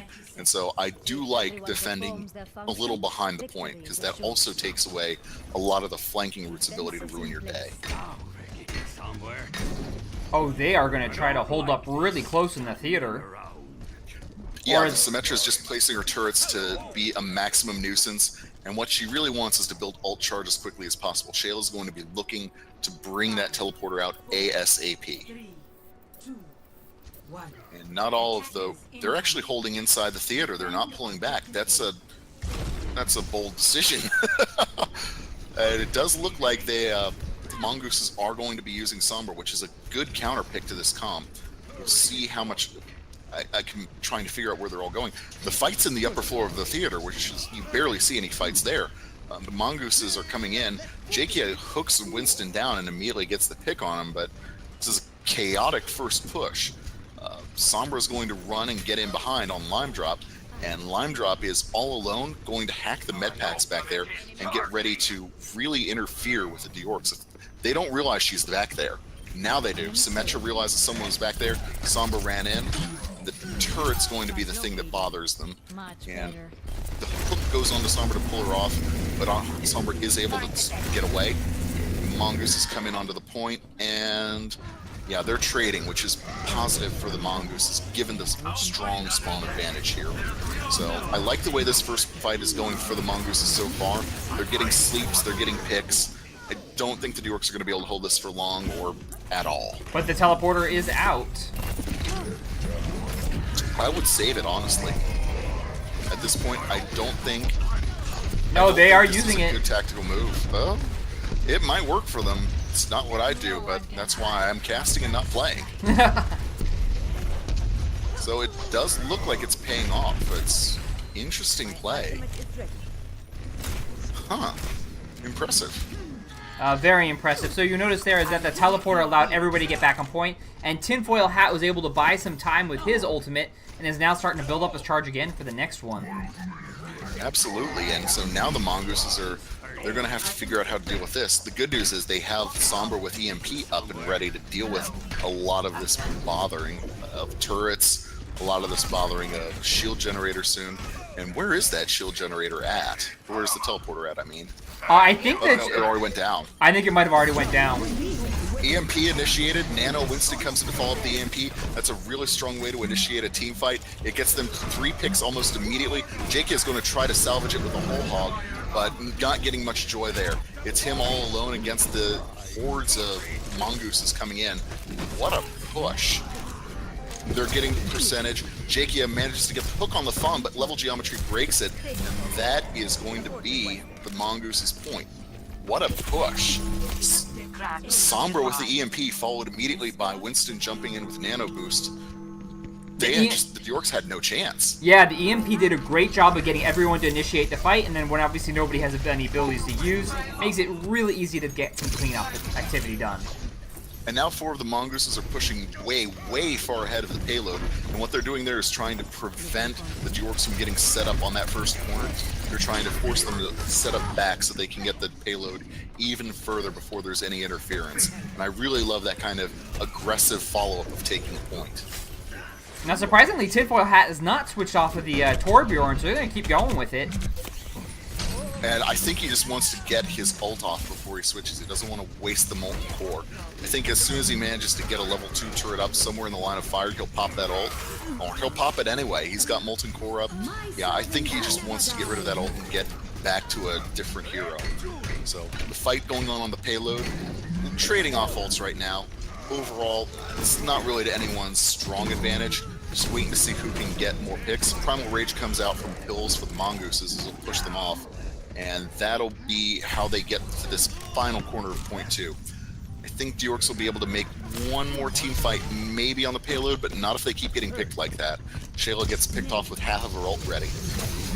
We also have the Mongooses with a big ult advantage right now. Absolutely. It's a little thinner now because of that one that just came out, but they will be able to get the second point because Justin just charges in without real...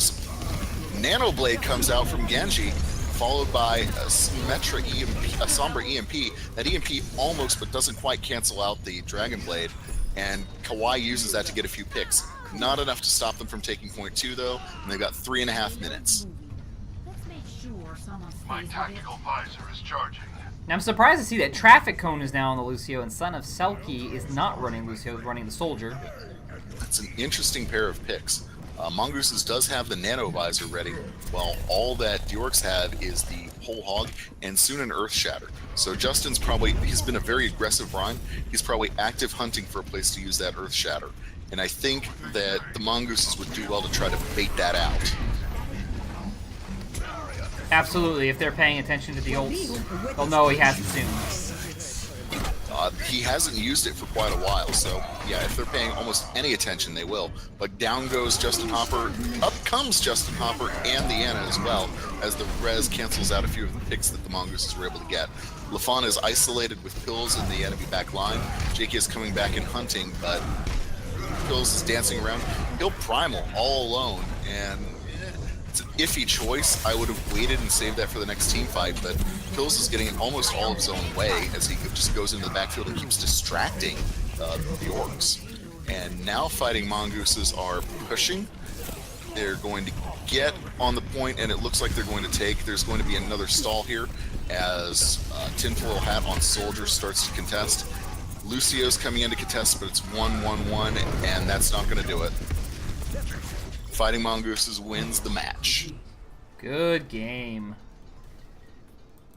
Happy to see a Sombra. That's another one of those rare picks that you rarely get to see. Yeah, I mean, the Sombra was, ended up being a real clutch hero there. And I have to say, I thought the Pills play was not... I was afraid that ult was no good. But because LaFawn was there to support with Ana, he was getting so much work done, stalled enough time to let the rest of the Mongoose team catch up, and it staggered the D-Orcs at the same time. So it was a really well-placed, really well-timed ult. Yeah, but part of the reason that it worked is because the D-Orcs didn't focus him immediately. The two of them kept pushing forward towards the Mongoose's spawn, and that just let Pills dance along the point and just punch people for way longer than he probably should have. Someone needs to show how it's done. Yeah, but overall, it was a good game to watch. It was still pretty close, even though Mongooses was able to pull ahead. So it was great to cast it as well. Absolutely, it was fun to cast, just like it was fun to cast the other two matches tonight. Thank you all for watching. Next week, we, and by we I don't mean I, since I'm going on vacation, we'll be here casting another 3 games of Week 5, and every Saturday thereafter. There are also on Saturdays EU games being casted, and those are also usually really fun games to watch as well. So thank you all for watching.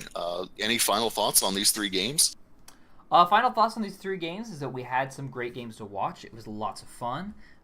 We got to see a lower division match that was showing supports are pretty darn strong, and then we also have had some really high level play from the Division 2 teams, and then finally ending up with fighting Mongoose and D-Orcs was a great game as well. Just to let you know the times, we always start our streams at 3 p.m. BST for the EU region, and then 6 p.m. CST for the NA games. So this is Game Jammin', and was co-hosting here was Mukai. I don't know if I'll be back or not. We'll have to see. But there will be somebody here to cast some games for you guys. Absolutely. Thank you for watching, and good night. Have a good night, everyone.